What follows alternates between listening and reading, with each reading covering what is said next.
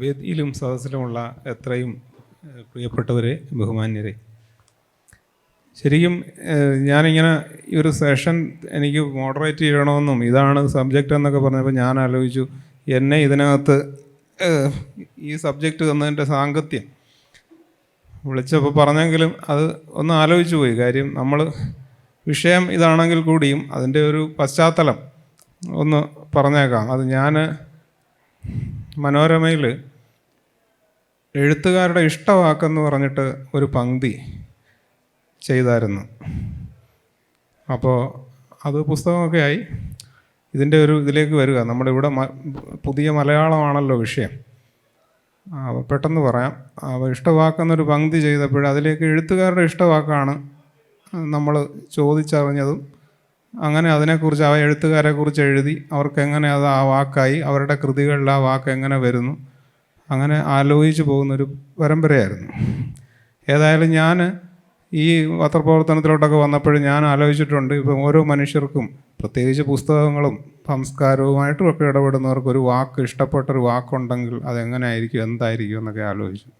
നമ്മൾ ഈ ഭാഷയെക്കുറിച്ചുള്ളൊരു ചർച്ച കൂടി ആയതുകൊണ്ടാണ് ഇങ്ങനെ പറയുന്നത്. ഞാൻ വെറുതെയെങ്കിലും ആലോചിച്ചു, എഴുത്തുകാരനല്ലെങ്കിലും യേശുദാസിൻ്റെ ഇഷ്ടവാക്ക് എന്തായിരിക്കും. പലരും എന്നോട് പറഞ്ഞു അത് ജഗദീശ്വരൻ എന്നായിരിക്കും എന്ന് പറഞ്ഞു. നിങ്ങൾക്കറിയാം അതിൻ്റെ കാരണം, ഞാൻ വിശദീകരിക്കുന്നില്ല. പലപ്പോഴും യേശുദാസിൻ്റെ സംഭാഷണങ്ങളിൽ ഇവിടെ പാട്ടുകാരിയായ രശ്മി മാമുണ്ട്. അപ്പോൾ അത് പറയുമ്പോൾ കുറച്ചുകൂടെ ഒരു പ്രസക്തമാകുന്നു. എപ്പോഴും ജഗദീശ്വരൻ എന്ന വാക്ക് അദ്ദേഹം സംഭാഷണത്തിൽ കടന്നു വരുന്നു.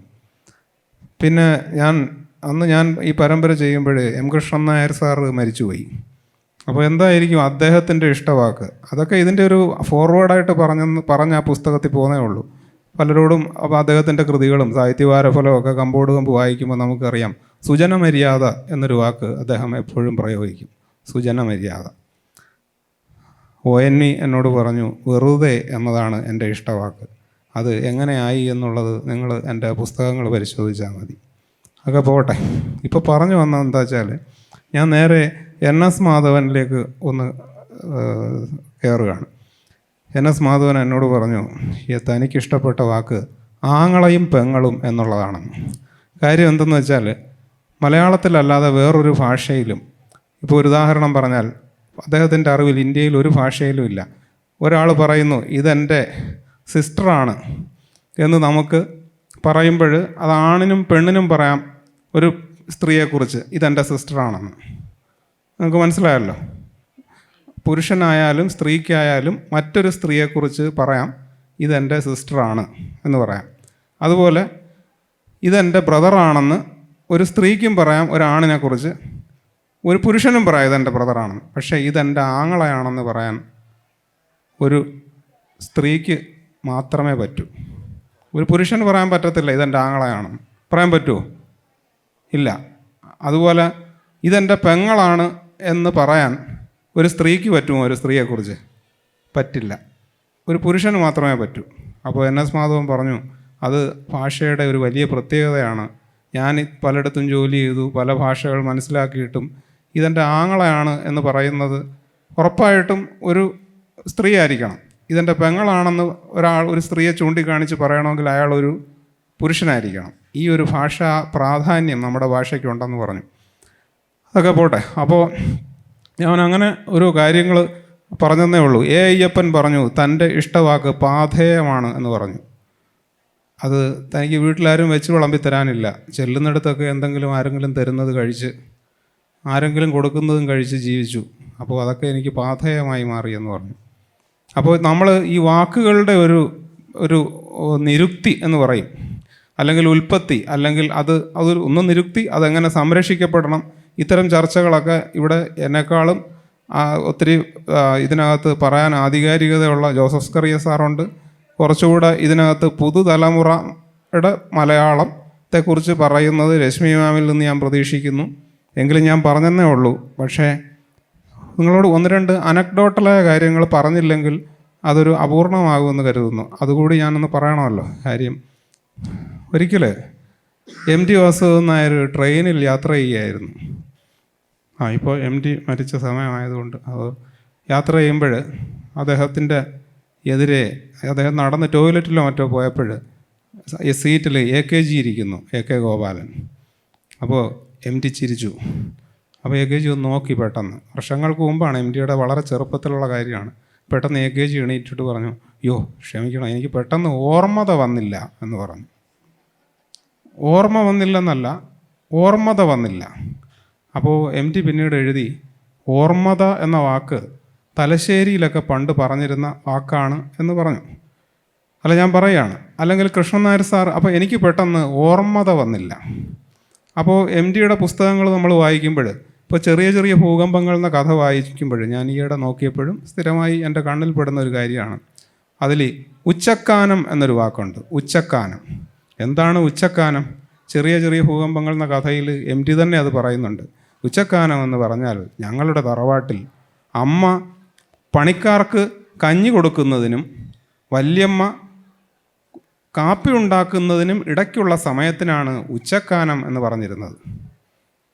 നമുക്ക് തന്നെ മനസ്സിലാവും, 11 മണിക്ക് ഒരു കഞ്ഞി കൊടുക്കും ജോലിക്കാർക്ക്. അതിനും അമ്മ കാപ്പി ഉണ്ടാക്കുന്ന ഒരു 3 മണി 4 മണി, ഇതിനിടയ്ക്കുള്ള ഉച്ചക്കാനം എന്ന് പറഞ്ഞിരുന്നത്. എന്തൊരു വാക്കാണാവോ, ഇങ്ങനെയൊക്കെ MT എഴുതിയിട്ടുണ്ട്. അല്ലെങ്കിൽ മെത്താരണ. ഞാനത് ചോദിച്ച് മനസ്സിലാക്കിയത്, എനിക്ക് മനസ്സിലായില്ല എന്താണ് ഈ മെത്താരണ എന്ന്. അപ്പോൾ എന്നോട് പറഞ്ഞു, ചാരുപടിയുടെ കിളിവാതിലാണ് മെത്താരണ. ആ മെത്താരണയുടെ ഒരു പൊളിയുണ്ട്, ആ കിളി അത് ചായച്ച് കഴിഞ്ഞാൽ ഒരു സ്ലാൻഡിങ് ആയിട്ട് വരും, ഒരു സ്ലോപ്പ് പോലെ. നമുക്ക് അതിൽ കിടന്നിങ്ങനെ ഇരിക്കാം.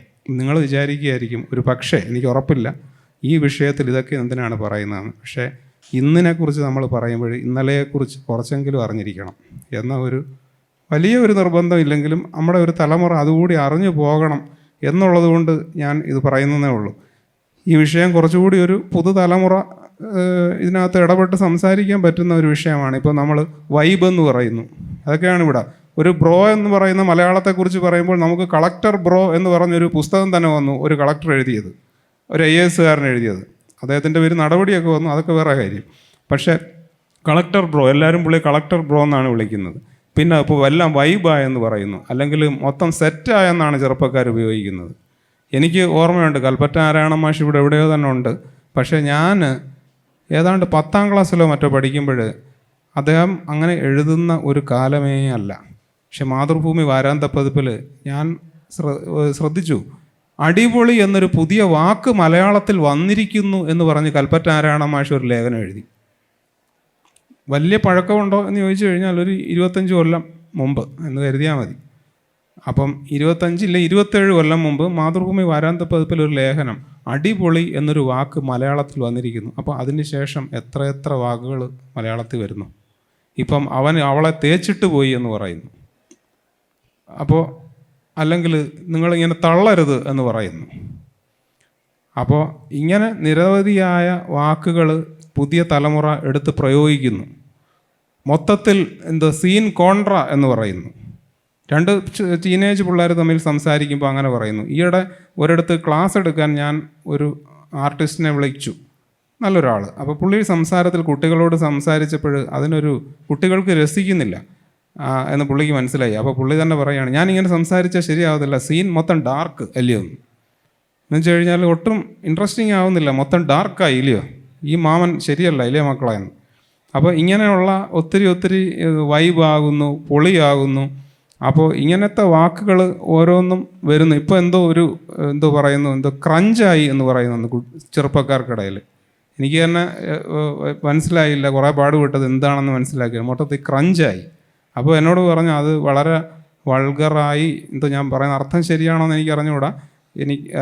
നമ്മൾ ഒരു സ്നേഹം ഒരാളോട് കാണിക്കുമ്പോൾ അതിലൊരു കൃത്രിമത്വം തോന്നിയാൽ, അങ്ങനെ എന്തോ ഒരു കോണ്ടെക്സ്റ്റിലാണ്, അറിഞ്ഞുകൂടാമെങ്കിൽ നിങ്ങൾ എനിക്കത് കറക്റ്റ് ചെയ്ത് തരണം. അതായത് നമ്മൾ ഒരാളോട് ആവശ്യമില്ലാത്ത മുഴച്ചു നിൽക്കുന്ന സ്നേഹം തോന്നിച്ചപ്പോൾ ഒരു പെൺകുട്ടി മറ്റൊരു പെൺകുട്ടിയോട് മൊത്തം ക്രഞ്ചായി എന്ന് പറഞ്ഞു. എനിക്കറിയില്ല. പക്ഷേ അങ്ങനെയുള്ള പുതിയ പ്രയോഗങ്ങൾ, വാക്കുകൾ ഒക്കെ കടന്നു വരുന്നു.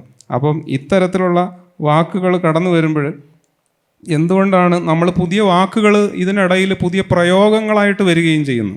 നിങ്ങൾക്കറിയാം, മാതൃഭൂമി ആഴ്ചപ്പതിപ്പിൽ ഒരു കോളം വന്നു, റാംമോഹൻ പാലിയത്ത് എന്ന് പറഞ്ഞ എഴുത്തുകാരൻ്റെ. അതിൻ്റെ പേര് നമ്മൾ അഭിനിവേശം എന്ന് പറയുന്നതിന് പകരം കമ്പ്യൂട്ടറിനോടുള്ള കുട്ടികളുടെ അമിത താല്പര്യം, വെബിനിവേശം.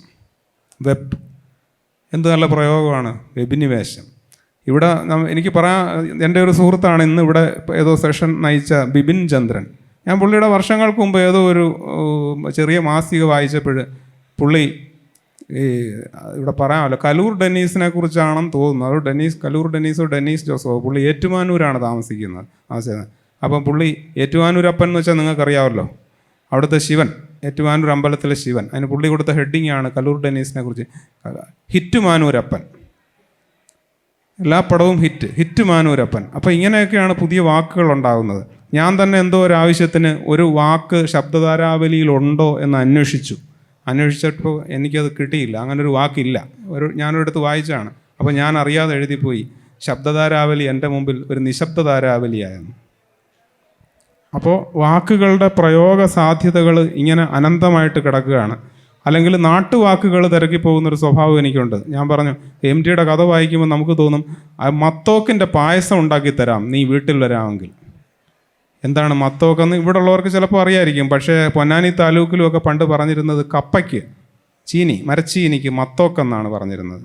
മത്തോക്കിൻ്റെ പായസം ഉണ്ടാക്കി തരാം. അതുപോലെ പഴയ തലമുറ പ്രയോഗിക്കുന്ന വാക്കുകൾ വളരെ കൂടുതൽ നിത്യസംഭാഷണത്തിൽ എടുത്ത് പ്രയോഗിക്കുകയും എഴുതുകയും ചെയ്യുന്ന ഒരു എഴുത്തുകാരനായിരുന്നു MT വാസുദേവൻ നായർ. MT വാസുദേവൻ നായർ നമ്മളിപ്പം ചെന്ന് കഴിഞ്ഞാൽ ആരെങ്കിലും വന്നിട്ട് പോയാൽ ഇങ്ങനെ പറയൂ, ഒരു കൂട്ടരിപ്പോൾ വന്നിട്ട് പോയി. വീട്ടിലെ ജോലിക്കാരനാണ് എന്നുള്ളതിന് MTയുടെ കഥകളിൽ പറയും തുണക്കാരനായിട്ടൊരാൾ നിൽപ്പുണ്ട് എന്ന് പറയും. തുണക്കാരൻ. ഇത്തരം വാക്കുകളൊക്കെ ഇനി എവിടെ നിന്ന് കിട്ടാനാണ്? പക്ഷേ പുതിയ വാക്കുകൾ, അല്ലെങ്കിൽ സ്റ്റെപ്പ് ഇറങ്ങി വരിക എന്നുള്ളതിന് ഞാൻ വായിച്ചു കഴിഞ്ഞപ്പോൾ അമേരിക്കയിൽ പോയിട്ട് വന്ന അമേരിക്കൻ യാത്രാവിവരണത്തിൽ പോലും MT വാസുദേവൻ നായർ എഴുതിയേക്കുന്നത് ഒതുക്കുകൾ ഇറങ്ങി വന്നെന്നാണ്. പൊന്നാനി താലൂക്കിലൊക്കെ പറയുന്ന പഴയ വാക്കാണെന്ന് ഞാൻ മനസ്സിലാക്കി പിന്നീട്. ഒതുക്കുകൾ ഇറങ്ങി വരിക. ഇത് തൻ്റെ നാട്ടിൻപുറത്തെക്കുറിച്ച് എഴുതാനല്ല, അമേരിക്കൻ യാത്രാവിവരണത്തിൽ ഒതുക്കുകൾ ഇറങ്ങി വരിക എന്നാണ്. ഞാൻ ഇത് പറയാൻ കാര്യം, ഇത്തരം വാക്കുകളൊക്കെ വളരെ ഇഷ്ടപ്പെടുന്ന ഒരു പഴയ തലമുറക്കാരൻ അത്ര അല്ലെങ്കിലും അതിൻ്റെ പ്രതിനിധിയാവാൻ ഇഷ്ടപ്പെടുന്ന ഒരാളാണ് ഞാൻ. പക്ഷേ ഭാഷ വളരുന്നത്, അതുകൂടി പറഞ്ഞോട്ടെ, ഒരിക്കലും ഭാഷാശാസ്ത്രജ്ഞരിലൂടെയല്ല. ഭാഷ വളരുന്നത് സത്യം പറഞ്ഞു കഴിഞ്ഞാൽ ചായക്കടയിലും തൊഴിലിടങ്ങളിലും സാധാരണക്കാരും ചെറുപ്പക്കാരും ഒക്കെ പറയുന്ന ഭാഷയിലൂടെയാണ്. ഇത് ഞാനൊരു ചർച്ച ചെയ്തപ്പോൾ എനിക്ക് ബഹുമാനപ്പെട്ട ഒരാൾ എന്നോട് പറഞ്ഞു, അതായത് CV രാമപിള്ള പറഞ്ഞു, ഞാൻ ഭരിച്ചാൽ വരുമോ എന്നൊന്ന് നോക്കട്ടെ, ഞങ്ങൾ ഭരിക്കാമോ എന്നൊന്ന് നോക്കട്ടെ എന്ന് മാർത്താണ്ഡവർമ്മയിലാണോ അത് തോന്നുന്നു അതിൽ പറയുന്നു. അപ്പോൾ അന്നതൊരു പുതിയ വാക്കായിരിക്കും. ഇപ്പം നമ്മൾ സീൻ കോൺട്ര എന്ന് പറയുന്നത് പുതുപോലെ ഏറ്റെടുക്കുന്ന കാലത്ത് അന്ന് ഞാൻ ഭരിച്ചാൽ വരുമോ എന്നൊന്ന് നോക്കട്ടെ എന്ന് പറയുന്നത് പുതിയൊരു പരീക്ഷണമായിരിക്കും തീർച്ചയായിട്ടും. പിന്നെ നിങ്ങൾക്കൊക്കെ അറിയാവുന്ന ഒരു ഉദാഹരണമായിരിക്കണം, VKനെ വായിച്ചിട്ടുള്ളവർക്കറിയാം. VKന് ഒരു ദിവസം ചോദിക്കുകയാണ്, ഇല്ല ഈ ഡ്രൈവർ എന്ന് എന്തിനാ പറയുന്നത്? ഒരാളല്ലേ ഉള്ളൂ, സിംഗുലർ അല്ലേ, ഡ്രൈവൻ എന്ന് പറഞ്ഞാൽ പോരെ. ഇങ്ങനെയുള്ള ഇത് ഭാഷയിൽ നടക്കുന്ന പുതുക്കലുകളെക്കുറിച്ചാണ് ഞാൻ പറഞ്ഞത്.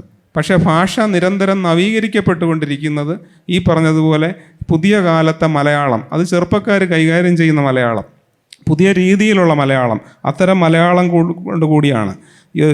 എൻ്റെ മകൾ വന്ന് പറഞ്ഞു, ബെസ്റ്റി, അവളെൻ്റെ ബെസ്റ്റിയാണ്, പുതിയ വാക്കാണ്. അപ്പം ഇതൊക്കെ നമുക്ക് പെട്ടെന്ന് പരിചയപ്പെടാനായിട്ട് നമുക്ക് ബുദ്ധിമുട്ടുണ്ടാവും. അപ്പോൾ അങ്ങനെയുള്ള ഒത്തിരി വാക്കുകൾ എൻ്റെ ഒരു സഹപാഠിയും എഴുത്തുകാരനും ഇപ്പോൾ യൂണിവേഴ്സിറ്റി അധ്യാപകനുമായ MB മനോജ് എന്നൊരു കവിയുണ്ട്. MB മനോജ് ഒരു പുസ്തകം എഴുതി. ആ പുസ്തകത്തിന് അവനിട്ട ഹെഡിങ് കൂട്ടാന്തതയുടെ 100 വർഷങ്ങൾ എന്നാണ്. ബാക്കി നിങ്ങൾക്ക് ഊഹിച്ചെടുക്കാം. എല്ലാവരും ഏകാന്തതയെക്കുറിച്ച് ചിന്തിക്കുന്നു. പക്ഷേ പാർശ്വവൽക്കരിക്കപ്പെട്ട ഒരു സമൂഹം ഒരിടത്തിരുന്ന് കൂട്ടാന്തതയെക്കുറിച്ച് ചിന്തിക്കുന്നു. ഭാഷയിൽ നിരന്തരം നമ്മൾ സ്വർണ്ണപ്പണിക്കാരൻ തൻ്റെ സ്വർണത്തെ പുതുക്കിയെടുക്കുന്നു, കമ്മൽ മാറ്റി വളയാക്കുന്നു, വള മാറ്റി മാലയാക്കുന്നു എന്ന് പറയുന്നത് പോലെ ഭാഷയെ നമ്മൾ പുതുക്കലുകൾ നടത്തുന്നു. അങ്ങനെ മാത്രമേ നമ്മുടെ ഭാഷയ്ക്ക് അതിജീവിക്കാനാവൂ, നിലനിൽക്കാനാവൂ, ഭാഷയെ നവീകരിക്കാനാവൂ. അങ്ങനെയുള്ള ഒത്തിരി നവീകരണത്തിൻ്റെ പ്രക്രിയകൾ നടത്തേണ്ടത്, വീണ്ടും ഞാൻ പറഞ്ഞുകൊള്ളട്ടെ, എഴുത്തുകാർ ആണ്. പക്ഷേ എഴുത്തുകാർക്ക് പങ്കുണ്ടെങ്കിലും അതിൽ കൂടുതൽ പുതിയ തലമുറ തന്നെയാണ്. പക്ഷേ അതൊക്കെ വളരെ ശരിയായ ദിശയിലായിരിക്കണം എന്ന് മാത്രം. പണ്ടും ഇങ്ങനെയുള്ള വാക്കുകൾക്ക് മോശം ധ്വനികളും നല്ല ധ്വനികളും ഉണ്ടായിട്ടുണ്ട്. അതുകൂടെ പറഞ്ഞ് ഞാൻ നിർത്താം. നിങ്ങൾ കേട്ട് കാണും, കേരളത്തിൽ നവോത്ഥാനത്തിന് തുടക്കം കുറിച്ച അഗ്രഗണ്യരിൽ ഒരാളായ ശ്രീ ചട്ടമ്പി സ്വാമികൾ. ചട്ടമ്പി സ്വാമികളെ എന്തുകൊണ്ട് ചട്ടമ്പി എന്ന് വിളിച്ചു? അത് എല്ലാവർക്കും അറിയാം. ക്ലാസ്സിലെ മോണിറ്റർ ആയതുകൊണ്ടാണ് ചട്ടമ്പി എന്ന് വിളിച്ചത്. മോണിറ്റർക്ക് അന്ന് ചട്ടമ്പി എന്നൊരു എന്താ പറയുക ഒരു അർത്ഥം കൂടി ഉണ്ടായിരുന്നു. നമ്മൾ ക്ലാസ്സിലെ ചട്ടമ്പിയാണ്. പക്ഷേ പിന്നെ എത്ര അവനൊരു ചട്ടമ്പിയാണ് എന്ന് പറഞ്ഞാൽ കവലച്ചട്ടമ്പി എന്ന് പറയുന്ന എത്ര മോശമായൊരു ധ്വനിയിലേക്ക് അത് മാറി. പക്ഷേ സ്വാമിക്ക് അത് ഇഷ്ടമായിരുന്നു. അത്രയും സ്വാമി കത്തെഴുതുന്നത് എന്ന് സ്വന്തം ചട്ടമ്പി എന്ന് പറഞ്ഞു തന്നെയായിരുന്നു. ജീവകാരുണ്യ നിരൂപണം, എങ്ങനെ ചെടിയോടും പട്ടിയോടും പശുവിനോടും പുഴുവിനോടും കരുണയോടെ പെരുമാറാം എന്നതിനെക്കുറിച്ച് മാത്രം ഒരു പുസ്തകം എഴുതി ചട്ടമ്പി സ്വാമികൾ, ജീവകാരുണ്യ നിരൂപണം. അങ്ങനെയുള്ള ഒരാളെയാണ് നമ്മൾ ചട്ടമ്പി എന്നുള്ള പിൻകാലത്ത് ഒരു നെഗറ്റീവ് അർത്ഥം വരുന്നതിലേക്ക് മാറിയത്. അല്ലെങ്കിൽ കൊടിക്കൂറ എന്ന് പറയുന്നത് പണ്ട് രാജാവിൻ്റെ പട്ടുവസ്ത്രമായിരുന്നു. ഇന്ന് കൂറയായി അവിടെ തുണി കിടക്കുന്നു എന്ന് പറഞ്ഞാൽ അത് അഴുക്ക് പിടിച്ചതാണെന്നാണ് അർത്ഥം. അത് ഭാഷയുടെ പലതരത്തിലുള്ള വകതിരിവുകളാണ്. പക്ഷേ നല്ല നല്ല വാക്കുകൾ നമ്മൾ നിരന്തരം ഭാഷയിൽ യുവാക്കൾ നല്ല ഇടപെടൽ നടത്തണം. പക്ഷേ ആ ഇടപെടലുകളെല്ലാം ഭാഷയ്ക്കും കൂടി മുതൽക്കൂട്ടാവുന്ന തരത്തിൽ ശരിയായ ദിശയിലായിരിക്കണം. അങ്ങനെ അത് ചെറുപ്പക്കാരിൽ നവീകരണം ഉണ്ടാക്കുന്ന രീതിയിൽ, അവരുടെ സംസ്കാരത്തെ മുന്നോട്ട് നയിക്കുന്ന രീതിയിൽ പോസിറ്റീവായ തരത്തിലായിരിക്കണം. ഭാഷയ്ക്കും അത് ഗുണമേ ചെയ്യാവൂ എന്ന് കരുതുന്ന ഒരാളാണ് ഞാൻ. പിന്നെ അതുപോലെ തന്നെ നമുക്ക് അറിയാം എല്ലാ തരത്തിലുള്ള പരിഷ്കാരങ്ങളും വരുന്നത് നല്ലതിനാണ്. കവി ONV കുറുപ്പ് അദ്ദേഹത്തിൻ്റെ പഞ്ചാബിൽ ജ്ഞാനപീഠം കിട്ടിയ ഒരു കവിയെ ഉദ്ധരിച്ച് ഒരിടത്ത് എഴുതിയത് ഞാൻ ഇന്നും ഓർക്കുന്നു. ഇംഗ്ലീഷ് നല്ലതാണ്, ഇംഗ്ലീഷ് പഠിക്കണം, ഇംഗ്ലീഷ് പറയണം. പക്ഷേ ഇംഗ്ലീഷ് ഷൂസ് പോലെയാണ്.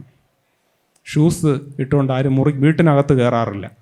കാർ പോർച്ചിൽ ഊരി വെച്ചിട്ടേ നമ്മൾ അകത്ത് കയറും. വെളിയിൽ പോകണമെങ്കിൽ ഇംഗ്ലീഷ് വേണം, ഷൂസ് ധരിക്കുന്നത് പോലെ. പക്ഷെ അകത്ത് കയറുമ്പോൾ നമ്മൾ നമ്മുടെ ഭാഷയെ മറന്ന് പ്രവർത്തിക്കരുത്. കാര്യം ഭാഷ പുസ്തകത്തിലും എഴുത്തുകാരൻ്റെ കയ്യിലും മാത്രം ഇരിക്കുകയല്ല, അത് വാമൊഴിയിലൂടെയാണ് വളരുന്നത്. അതിന് നിങ്ങളുടെയും സമൂഹത്തിൻ്റെയും എല്ലാം ഒരു പുതുക്കലുകൾ ഉണ്ടാകണം. അതിന് പറയാൻ ശേഷിയുള്ള ആൾക്കാർ ഇനി ജോസഫ് സ്കറിയ സാറും രശ്മി മാമും അവരുടേതായ മേഖലകളിൽ നിന്നുകൊണ്ട് അതിനെക്കുറിച്ച് ആധികാരികമായി പറയണം എന്ന് അഭ്യർത്ഥിച്ചുകൊണ്ട് ഞാൻ അവർക്ക് കൈമാറാം.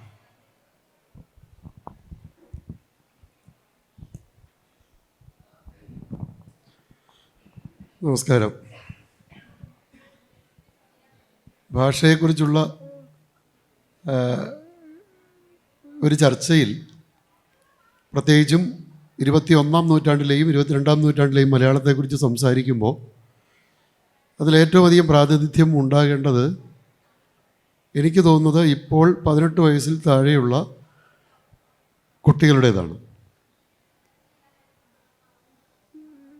കേരളത്തിൽ ജീവിക്കുന്നുവെങ്കിലും, ഫിസിക്കലായി കേരളത്തിൽ ജീവിക്കുന്നുവെങ്കിലും ലോകത്തിൻ്റെ വിവിധ ഭാഗങ്ങളുമായി നിരന്തരം കമ്മ്യൂണിക്കേറ്റ് ചെയ്തുകൊണ്ടിരിക്കുന്ന 16 വയസ്സിൽ താഴെയുള്ള കുട്ടികൾ ഇവിടെ സംസാരിക്കണം. അങ്ങനെ ഒരു സംവാദം രൂപപ്പെട്ടുവെങ്കിൽ മാത്രമേ ഏതു ഭാഷയെ നമ്മൾ സ്വീകരിക്കണമെന്നുള്ള ചോദ്യത്തിന് അർത്ഥമുണ്ടാകുകയുള്ളൂ. ഭാഷയിൽ രണ്ട് പക്ഷക്കാർ, എല്ലാ കാര്യത്തിലും ഉള്ളതുപോലെ ഭാഷയിലും രണ്ട് പക്ഷക്കാരുണ്ട്. ഒന്ന് യാഥാസ്ഥിതികവാദികളാണ്. ഭാഷയിലെ യാഥാസ്ഥിതികവാദികൾ ഫണ്ടമെൻ്റലിസ്റ്റുകളാണ്. രണ്ട്, ഭാഷയിലെ പുരോഗമനവാദികളാണ്. ഈ രണ്ട് പക്ഷക്കാരും എല്ലാ കാലത്തും ഉണ്ടാവും. ഭാഷയെ നമ്മളൊരു മരത്തോട് സങ്കല്പിക്കുകയാണെങ്കിൽ മരം നിരന്തരമായി പരിണമിച്ചുകൊണ്ടിരിക്കും. ഇന്നുണ്ടാകുന്ന ഇലകൾ നാളെ ഉണ്ടാകില്ല, ഇന്നുണ്ടാകുന്ന കായും നാളെ ഉണ്ടാകില്ല. ഇന്നുണ്ടാകുന്ന മരത്തിലെ കായ നാളെ വേറൊരു മരമായി മാറിയേക്കാം. ഭാഷ ഏറെക്കുറെ ഇതുപോലെയാണ്. ഒരേ സമയം പഴുത്തതും പച്ചയും ആയ ഇലകളും തളിരും ഒക്കെ ആ മരത്തിലുണ്ടാവും. ഇതെല്ലാം കൂടി സൃഷ്ടിക്കുന്ന ഒരു സമഗ്രതയുണ്ട്. ആ സമഗ്രതയെയാണ് നമ്മൾ ശരിക്കും ഭാഷയെന്ന് വിളിക്കേണ്ടത്. ഇവിടെ ഞാൻ ഈ വിഷയം ഉന്നയിക്കുമ്പോൾ എനിക്ക് ആദ്യം തോന്നുന്ന കാര്യം, ഭാഷയുടെ മുകളിൽ ആർക്കൊക്കെയോ അധികാരമുണ്ട് എന്നൊരു തെറ്റിദ്ധാരണ കേരളത്തിൽ പ്രബലമാണ്. പ്രത്യേകിച്ചും മലയാളം ഭാഷ അധ്യാപകരും സാംസ്കാരിക നായകരും എഴുത്തുകാരും അവരുടെ അധീനതയിൽപ്പെട്ട, അവരുടെ ബൗദ്ധിക നിക്ഷേപത്തിൽപ്പെട്ട എന്തോ ഒന്നാണ് എന്ന് തെറ്റിദ്ധരിച്ചിരിക്കുന്നത് കൊണ്ടാണ് ഈ ഭാഷയിലെ ഏത് ചൂണ്ടിക്കാണിക്കലുകളെയും എതിർക്കുന്നത്. ഞാൻ ഈ അവസരത്തിൽ MD വീണ്ടും ഓർമ്മിക്കുകയാണ്. ഇവിടെ പലരും ഓർത്തു. MD എഴുതിയ ഏറ്റവും മോശം വർക്ക് എന്ന് ഞാൻ പറയുന്നത് MD ഭാഷയ്ക്ക് വേണ്ടി എഴുതിയ സത്യപ്രതിജ്ഞയാണ്. ഭാഷാ പ്രതിജ്ഞയാണ്. അത് കണ്ടാൽ നമുക്ക് മനസ്സിലാകും, വളരെ വൈകാരികമായി ഒരു കവിയെ പോലെ മനസ്സ് പ്രവർത്തിച്ചതിൻ്റെ ഭാഗമായി. കവി മോശമാണെന്നല്ല അർത്ഥം. എൻ്റെ ഭാഷ എൻ്റെ ആകാശമാണ്, ഭൂമിയാണെന്നൊക്കെ പറഞ്ഞ് വരുന്ന ഒരു പ്രതിജ്ഞയുണ്ട്. അത് കണ്ണടച്ച് സർക്കാർ അതിനെ പാസ്സാക്കിയെന്നുള്ളത് സർക്കാരിൻ്റെ പൊളിറ്റിക്സ്, അത് വിട്ടേക്കുക. അപ്പം ഞാൻ പറഞ്ഞു വരുന്നത്, ഈ ആരാണ് ഭാഷയുടെ കർത്തൃത്വം ആർക്കാണെന്നുള്ളൊരു ചോദ്യമാണ് പ്രസക്തമാകുന്നത്.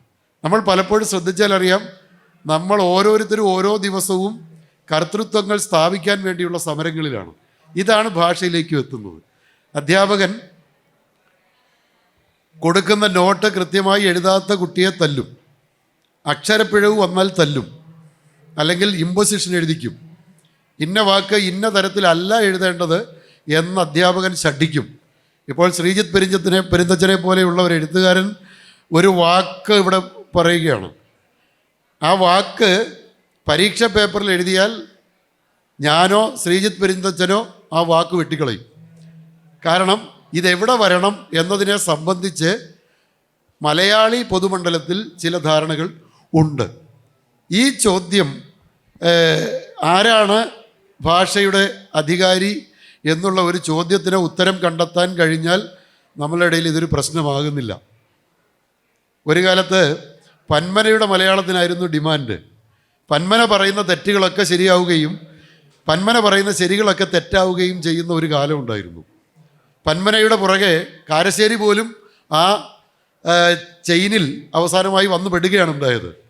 അപ്പോൾ ആരൊക്കെയോ ഇത് പറയാൻ അധികാരപ്പെട്ടവരാണെന്നും അവർ പറയുന്നതാണ് ശരിയെന്നും ആ ശരികളെ പകർത്തുകയാണ് പുതുതലമുറ ചെയ്യേണ്ടതെന്നും ഉള്ള അവകാശവാദങ്ങൾ ആരൊക്കെ മുന്നോട്ട് വെച്ചോ അത്തരം അവകാശവാദങ്ങളെ ആകെ പുതിയ മാധ്യമങ്ങളും പുതിയ കുട്ടികളും തള്ളിക്കളഞ്ഞു. അപ്പോൾ ആ തള്ളിക്കളയുമ്പോൾ ഒരു പ്രശ്നം, ഇതിനകത്ത് വ്യാകരണമുണ്ടോ എന്നൊരു ചോദ്യമാണ് വരുന്നത്. ഒരു 10-25 വർഷമായിട്ട് ഭാഷയിലെ വ്യാകരണം അന്വേഷിക്കുന്ന ഒരാൾ കൂടിയാണ് ഞാൻ. ഇതിനകത്ത് വ്യാകരണമുണ്ടോ എന്നൊരു ചോദ്യമാണ് എല്ലാവരും ചോദിക്കുന്നത്. ഇതിനകത്ത് വ്യാകരണമുണ്ട് എന്നാണ് എൻ്റെ അഭിപ്രായം. എങ്ങനെയാണ് ഈ വ്യാകരണം കണ്ടുപിടിക്കുക എന്ന് ചോദിച്ചാൽ, 21-ാം നൂറ്റാണ്ടിലെ ഭാഷയുടെ പ്രവർത്തനങ്ങളെക്കുറിച്ച് പഠിക്കാൻ ഇപ്പോഴും നമ്മൾ ഉപയോഗിക്കുന്നത് കേരള പാണിനീയം, വ്യാകരണമിത്രം, മലയാഴ്മയുടെ വ്യാകരണം, ഗുണ്ടറ്റിൻ്റെ ഭാഷാ വ്യാകരണം പോലെയുള്ള കൃതികളെയാണ്. എന്തുകൊണ്ട് 21-ാം നൂറ്റാണ്ടിലെ ഭാഷയുടെ വ്യാകരണം മനസ്സിലാക്കാൻ പറ്റുന്ന ഒരു വ്യാകരണ ഗ്രന്ഥത്തെ നമ്മൾ സമീപിക്കാത്തത് എന്തുകൊണ്ടാണ്? അത്തരം ഒരു വ്യാകരണ ഗ്രന്ഥത്തെ നിർമ്മിച്ചെടുക്കാത്തത് എന്തുകൊണ്ടാണ്? ഈ ചോദ്യമുണ്ട്. ടെക്സ്റ്റിംഗ് ദ ഗ്രേറ്റ് ഡിബേറ്റ് എന്ന് പറഞ്ഞൊരു പുസ്തകം നിങ്ങൾ കണ്ടിട്ടുണ്ടാവും. അത് എഴുതിയത് ഡേവിഡ് ക്രിസ്റ്റലാണ്. ഡേവിഡ് ക്രിസ്റ്റല് UK ഏതോ യൂണിവേഴ്സിറ്റിയിലെ അധ്യാപകനാണ്. അദ്ദേഹം എഴുതിയ ടെക്സ്റ്റിംഗ് എന്നെഴുതുന്ന TXTNG, ഗ്രേറ്റ്, ദി എന്നുള്ളതിന് TH, ഗ്രേറ്റ് എന്നുള്ളതിന് GR8, ഡിബേറ്റ് എന്നുള്ളതിന് DB8. ഇത് കണ്ടാൽ, ടൈറ്റിൽ കണ്ടാൽ ലോകത്തുള്ള ആർക്കും മനസ്സിലാവും ഇത് ടെക്സ്റ്റിംഗ് ദ ഗ്രേറ്റ് ഡിബേറ്റ് എന്ന് പറയുന്നത് നമ്മുടെ പുതിയ ഭാഷയെക്കുറിച്ചാണ് സംസാരിക്കുന്നത്. മലയാളത്തിലെ 100 വാക്കുകൾ കൊണ്ട് പറയാൻ പറ്റാത്ത കാര്യം ഇന്നത്തെ ഭാഷയിൽ ഒരൊറ്റ ഇമോജി കൊണ്ട് സാധിക്കും. ഒരൊറ്റ ഇമോജിക്ക് 100 പര്യായ പദങ്ങൾ മലയാളത്തിലുണ്ട്. ഇത് സാധ്യമാക്കാതെ എപ്പോഴും എനിക്ക് അബദ്ധം പറ്റാറുണ്ട്. ഞാൻ ആരെങ്കിലും എനിക്കൊരു കമൻ്റ് അയച്ചാൽ ഞാനതിന് മറുപടി ഒരു ഇമോജി ഇടുമ്പോൾ മോനോ മോളോ വന്നിട്ട് ചോദിക്കും, അച്ഛൻ എന്ത് മണ്ടത്തരായി കാണിക്കുന്നത്, ഇതൊന്നും അല്ല ഇതിൻ്റെ അർത്ഥം എന്ന് പറയുകയാണ്. ഒരു വീട്ടിൽ ജീവിക്കുന്നു, ഒരേ ഭക്ഷണം കഴിക്കുന്നു, ഒരേ സുഖസൗകര്യങ്ങൾ അനുഭവിക്കുന്നു, ഒരേ വെള്ളം കുടിക്കുന്നു, പക്ഷേ ഞങ്ങൾ വിനിമയം ചെയ്യുന്ന 2 ഭാഷയിലാണ്. മകൻ പറയുന്നത് മകൾക്ക് മനസ്സിലാകുന്നു, വളരെ നന്നായി മനസ്സിലാകുന്നു. അവർ പറയുന്നത് എനിക്കോ എൻ്റെ ഭാര്യയ്ക്കോ മനസ്സിലാകുന്നില്ല. ഇത് തെറ്റാണോ ശരിയാണോ എന്ന് നിർണ്ണയിക്കാൻ പാകത്തിലൊരു കോൺസ്റ്റിറ്റ്യൂഷൻ മലയാളത്തിൽ ഉണ്ടായിട്ടില്ല. മലയാളത്തിൽ അങ്ങനെ ഒരു കോൺസ്റ്റിറ്റ്യൂഷൻ ഉണ്ട് എന്ന് വിശ്വസിക്കുന്നവർ മലയാളത്തെ അപകടത്തിൽപ്പെടുത്തുകയാണ്.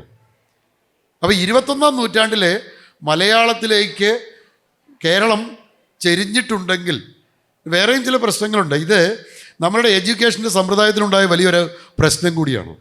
ക്ലാസ് മുറികളിൽ നമ്മൾ 18-ാം നൂറ്റാണ്ടിലെ മലയാളം ആവർത്തിക്കാനല്ലാതെ 22-ാം നൂറ്റാണ്ടിലെ മലയാളത്തിലേക്ക് ചായാനോ ചെരിയാനോ നിർബന്ധിക്കുന്ന മനോഘടന അധ്യാപകർക്കുണ്ടാകുന്നില്ല. ഞാൻ ഉൾപ്പെടെയുള്ളവരുടെ കാര്യം.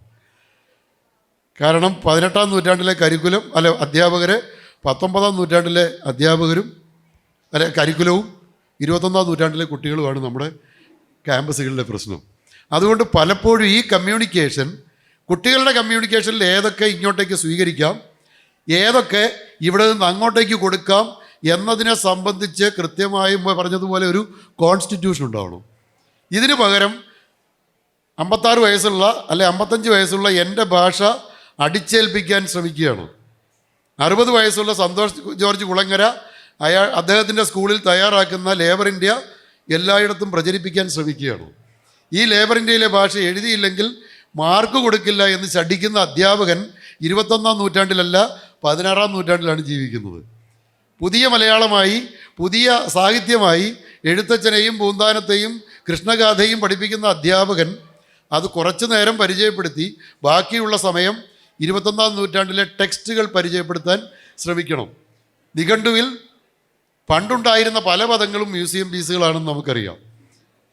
നിങ്ങൾ ശബ്ദധാരാവലി എടുത്തു നോക്കിയോ, നമുക്ക് ആവശ്യമുള്ള വാക്കുകൾ പലതും അവിടെ ഇല്ല. നമുക്ക് ആവശ്യമില്ലാത്ത വാക്കുകൾ കുത്തി നിറയ്ക്കപ്പെട്ടിരിക്കുന്നു ശബ്ദധാരാവലിയിൽ. ശബ്ദധാരാവലി കൊള്ളാം. ഉണ്ടുനീലി സന്ദേശത്തെ വായിക്കുമ്പോഴോ അച്ചി ചമ്പുക്കളെ വായിക്കുമ്പോഴോ ഒക്കെ നമുക്ക് ഈ ശബ്ദധാരാവലി ഉപയോഗിക്കാം. പക്ഷേ പുതിയ സംവേദനങ്ങൾ, പ്രത്യേകിച്ചും ഈ കമ്മ്യൂണിക്കേഷനെക്കുറിച്ചുള്ള ഭാഷയെക്കുറിച്ചുള്ള എല്ലാ സങ്കല്പങ്ങളും അട്ടിമറിക്കപ്പെടുകയാണ്. ഞാൻ ഈ ഭാഷയെക്കുറിച്ച് ഈ കോളേജിലേക്ക് ചെന്നതിന് ശേഷമാണ് കുറച്ച് ഗൗരവമായി ആലോചിക്കുന്നത്. അതുവരെ ഞാനിവിടെ ഹയർ സെക്കൻഡറിയിൽ ഇവിടെ ഉണ്ടായിരുന്നു. ആ സമയത്തൊന്നും അത്ര ഗൗരവമായി ചിന്തിച്ചിട്ടില്ല. ഞാനന്ന് ഈ എൻ്റെ പ്രിയ സുഹൃത്ത് ജോസഫ് കെ ജോബ് ഇവിടെ ഉണ്ട്. അദ്ദേഹത്തിൻ്റെ 2 ലേഖനങ്ങൾ ഞാൻ വായിക്കുമ്പോൾ ഞാൻ പലപ്പോഴും ഈ ക്ലാരിഫിക്കേഷന് വേണ്ടി ശ്രമിച്ചിട്ടുണ്ട്. കാരണം സാറ് കുറേ കൂടി അഡ്വാൻസ്ഡാണ്, എന്നെക്കാളും പ്രായം കൂടുതലാണെങ്കിലും എന്നെക്കാളും അഡ്വാൻസ്ഡാണ്. സാറ് ഈ ആഗോളീകരണ കാലത്തെ മലയാളം എന്ന് പറഞ്ഞൊരു ലേഖനം എഴുതിയിട്ടുണ്ട്. അത് കഴിഞ്ഞിട്ടാണ് സ്കറിയ സാറിൻ്റെ, എൻ്റെ പ്രൊഫസറിൻ്റെ ഒരു ലേഖനം മലയാള പേടി എന്ന പേരിലും സൈബർ ലോകത്തെ മലയാളത്തെക്കുറിച്ചുമൊക്കെ അദ്ദേഹം സംസാരിക്കും. അപ്പം ഞാൻ ആലോചിക്കുന്നത്, പ്രായമല്ല ഒരാളുടെ ഭാഷാവബോധത്തെ അളക്കുന്നത്. വളരെ പ്രോഗ്രസീവാണ്. എനിക്ക് പലപ്പോഴും തോന്നാറുണ്ട്, നമ്മുടെ അഷ്ടാധ്യായി എഴുതിയ ആൾ അല്ലെങ്കിൽ പാണിനീയം, സാക്ഷാൽ പാണിനീയം എഴുതിയ പാണിനി നമ്മളെക്കാൾ അഡ്വാൻസ്ഡ് ആണ്. കേരള പാണിനി നമ്മളെക്കാൾ അഡ്വാൻസ്ഡ് ആകുന്നു. ഇവിടെ ജീവിക്കുന്ന പന്മന സ്കൂളിലുള്ള പല ആളുകളെക്കാളും മുൻപിലാണ് കേരള പാണിനി. ഒരിക്കലും മലയാളികൾ ഈ തരത്തിൽ ക്ലാസ് മുറിയിൽ ഈ പുസ്തകം ഉപയോഗിക്കുമെന്ന് അറിഞ്ഞിരുന്നെങ്കിൽ ഈ പുസ്തകം എഴുതുമായിരുന്നില്ല, കേരള പാണിനിയും. കാരണം ഇവിടെ നമ്മൾ 1896-ലോ 1917-ലോ സ്റ്റിക്ക് ഓൺ ചെയ്തിരിക്കുകയാണ്. ഞാനും വ്യാകരണം പഠിപ്പിക്കാൻ കേരള പാണിനി ഉപയോഗിക്കുന്നു. അതിനകത്ത് കവിത വായിക്കുന്നത് പോലെ അർത്ഥം പറയുന്നു, അതിൻ്റെ വിമർശനം ഉന്നയിക്കുന്നു. അതിനപ്പുറത്തേക്ക് നമ്മൾ എത്ര വാക്കുകൾ ഉണ്ടാക്കിയെടുത്തു നോക്കുക. 19-ാം നൂറ്റാണ്ടിലും 20-ാം നൂറ്റാണ്ടിലും കേരളം എത്ര വാക്കുകൾ നിർമ്മിച്ചെടുത്തു, എത്ര കോമ്പൗണ്ട്സ്, വേർഡ് കോമ്പൗണ്ട്സ് ഉണ്ടാക്കിയെടുത്തു, എത്ര തരത്തിൽ പ്രത്യയങ്ങൾ ഉപയോഗിക്കാൻ നമ്മൾ പഠിച്ചു. ഇതെല്ലാം പിന്നീട് വരുന്ന അനുപ്രയോഗങ്ങൾ എന്ന് പറയുന്ന ഒരു വ്യാകരണ വ്യവസ്ഥ തന്നെ ഉണ്ടാകുന്നത് നമുക്ക് നമ്മളുടെ ഉള്ളിലെ ആലോചനകൾ തൃപ്തിപ്പെടുത്താൻ ഒരു വാക്ക് മലയാളത്തിൽ ഉണ്ടാകാതെ വരുമ്പോഴാണ് നമ്മൾ പുതിയ വാക്ക് കണ്ടുപിടിക്കുന്നത്. കുട്ടികൾ സംസാരിക്കും. MA ക്ലാസ്സിൽ ഈ അടുത്തിടെ ടൂർ പോകാനായിട്ട് കുട്ടികൾ വരിക, ഡിഗ്രി ക്ലാസ്സിൽ. അപ്പോൾ ഹംപിയിലേക്ക് ടൂർ പോകണം. അപ്പോൾ അവർ കുറച്ച് പേര് മാറി നിൽക്കുന്നു. അവരോട് ഞാൻ സംസാരിച്ചു. അപ്പോൾ അവർക്ക് സന്തോഷം, പിള്ളേരെല്ലാവരും പോകാൻ തീരുമാനിച്ചു. ഹംപിയിലേക്ക് ടിക്കറ്റ് ബുക്ക് ചെയ്യാൻ. സാറേ സെറ്റ് എന്നാണ് പറയുന്നത്. ഇത് കേൾക്കുമ്പോൾ ഒരു പഴയ മനുഷ്യരായ എനിക്ക് പെട്ടെന്നൊരു വിഷമം ഉണ്ടാകാം. പക്ഷേ പുതിയ മനുഷ്യനാണെങ്കിൽ അത് ശരിയാണെന്ന് തോന്നും. കാരണം അതാണ് അവൻ്റെ ഏറ്റവും വലിയ സന്തോഷം അറിയിക്കാനുള്ള ഒരു വാക്ക്, ഒരു ഇമോജിയാണിത്. സെറ്റ് എന്ന് പറയുന്ന ഒരു ഇമോജിയാണ് അവൻ തന്നിട്ട് പോകുന്നത്. എന്നിട്ട് ക്ലാസ്സിൽ ചെന്ന് പറയുന്ന സാറ് കട്ട സപ്പോർട്ടാണ് കേട്ടോ എന്നാണ് പറയുന്നത്. ഈ കട്ട സപ്പോർട്ട് എന്നുള്ളതിന് മലയാളത്തിലൊരു വാക്ക് നോക്കിക്കോളൂ, കിട്ടൂല, മലയാളത്തിൽ കിട്ടൂല. ഒരുപക്ഷെ ഈ കുട്ടികൾ ഫ്രാൻസിലോ സ്പെയിനിലോ കൊറിയയിലോ ചൈനയിലോ പോയി വാക്കും കൊണ്ടുവരും. ഈ വാക്കുണ്ടാക്കിയാൽ നമ്മൾ പണ്ട് നടത്തിയിട്ടുള്ളതാണ്. ഏറ്റവും നല്ല ഉദാഹരണം പറയാം. ഞാൻ ഏതൊരു ലേഖനത്തിൽ എഴുതുന്നുണ്ട്. തേയില എന്നൊരു വാക്കുണ്ട് മലയാളത്തിൽ. ഇതെങ്ങനെ ഇവിടെ വന്നത്? ഈ വാക്ക് കേരളത്തിൽ പഠിക്ക് കയറ്റാൻ കൊള്ളുകയില്ലാത്ത വാക്കാണല്ലേ. തേ എന്ന് പറഞ്ഞ ടീ ആണ്. തായ് ഭാഷയിലെ തേ ടീ ആണ്. അതിൻ്റെ കൂടെ ഇല നമ്മൾ ചേർത്തു, എന്നിട്ട് അതിനെ തേയിലയാക്കി. ചാ എന്നൊരു വാക്കുണ്ട് ചായക്ക്. ചായ എവിടെ? ചൈനീസാണ്. ചൈനീസിലെ ഒരു വാക്കിൻ്റെ കൂടെ യാ ചേർത്തു. പൂ, പൂവ്, കാ, കായ, ചായ, പാ, പായ. ഇതാണ് സംഭവിക്കുന്നത്. ഇങ്ങനെ വാക്കുണ്ടാക്കിയെടുക്കുന്ന രീതി വളരെ പുരാതന കാലം പോലെയുണ്ട്. ആരുടെയും കുത്തകയല്ല മലയാള ഭാഷ. മലയാളം പലരുടേതാണ്. തന്നെയല്ല, ഞാൻ പറയാൻ തുടങ്ങിയ വിഷയം ഇതല്ല. മാർക്ക് ഹോസർ എന്ന് പറയുന്ന ഒരാൾ, അദ്ദേഹത്തിൻ്റെ ഇവല്യൂഷൻ ഓഫ് കമ്മ്യൂണിക്കേഷൻ എന്ന് പറയുന്ന പുസ്തകത്തിൽ അദ്ദേഹം ഒരു സെൻറ്റൻസ് പറഞ്ഞു തുടങ്ങുന്നത് ഞാൻ പലയിടത്തും ഉദ്ധരിക്കുന്നു.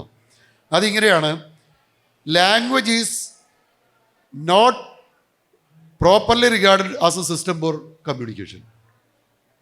ഇദ്ദേഹം കമ്മ്യൂണിക്കേഷൻ പറയുന്നതാണ്, ഭാഷ കൊണ്ടൊന്നും ഇതൊന്നും നിർവഹിക്കാൻ പറ്റുന്നില്ല, അതിനൊരു ഭാഷയൊന്നും ഇവിടെ ഇല്ല. നമുക്കറിയാം, ചില വാക്കുകൾ ട്രാൻസ്ലേറ്റ് ചെയ്യാൻ തുടങ്ങുമ്പോൾ, ചില കവിതകൾ ട്രാൻസ്ലേറ്റ് ചെയ്യാൻ തുടങ്ങുമ്പോഴാണ് വാക്കിവിടെ ഇല്ല എന്ന് നമുക്ക് മനസ്സിലാകുന്നത്. ട്രാൻസ്ലേറ്റ് ചെയ്യുന്നവർക്കറിയാം അതിൻ്റെ ബുദ്ധിമുട്ട്. അപ്പം അതിന് ഏറ്റവും നല്ല ഉദാഹരണം പറയാവുന്നത്, ഈ ചെമ്മീൻ്റെ അകത്ത് എൻ്റെ കറുത്തമ്മ എന്ന് അല്ല, എൻ്റെ കൊച്ചു മുതലാളി എന്ന് വിളിക്കുന്നൊരു വാക്കുണ്ട്. അത് സ്നേഹവും കാമവും പ്രണയവും എല്ലാം കൂടെ കൂടിയ ഒരു പ്രയോഗം. അത് ചെമ്മീനിൽ.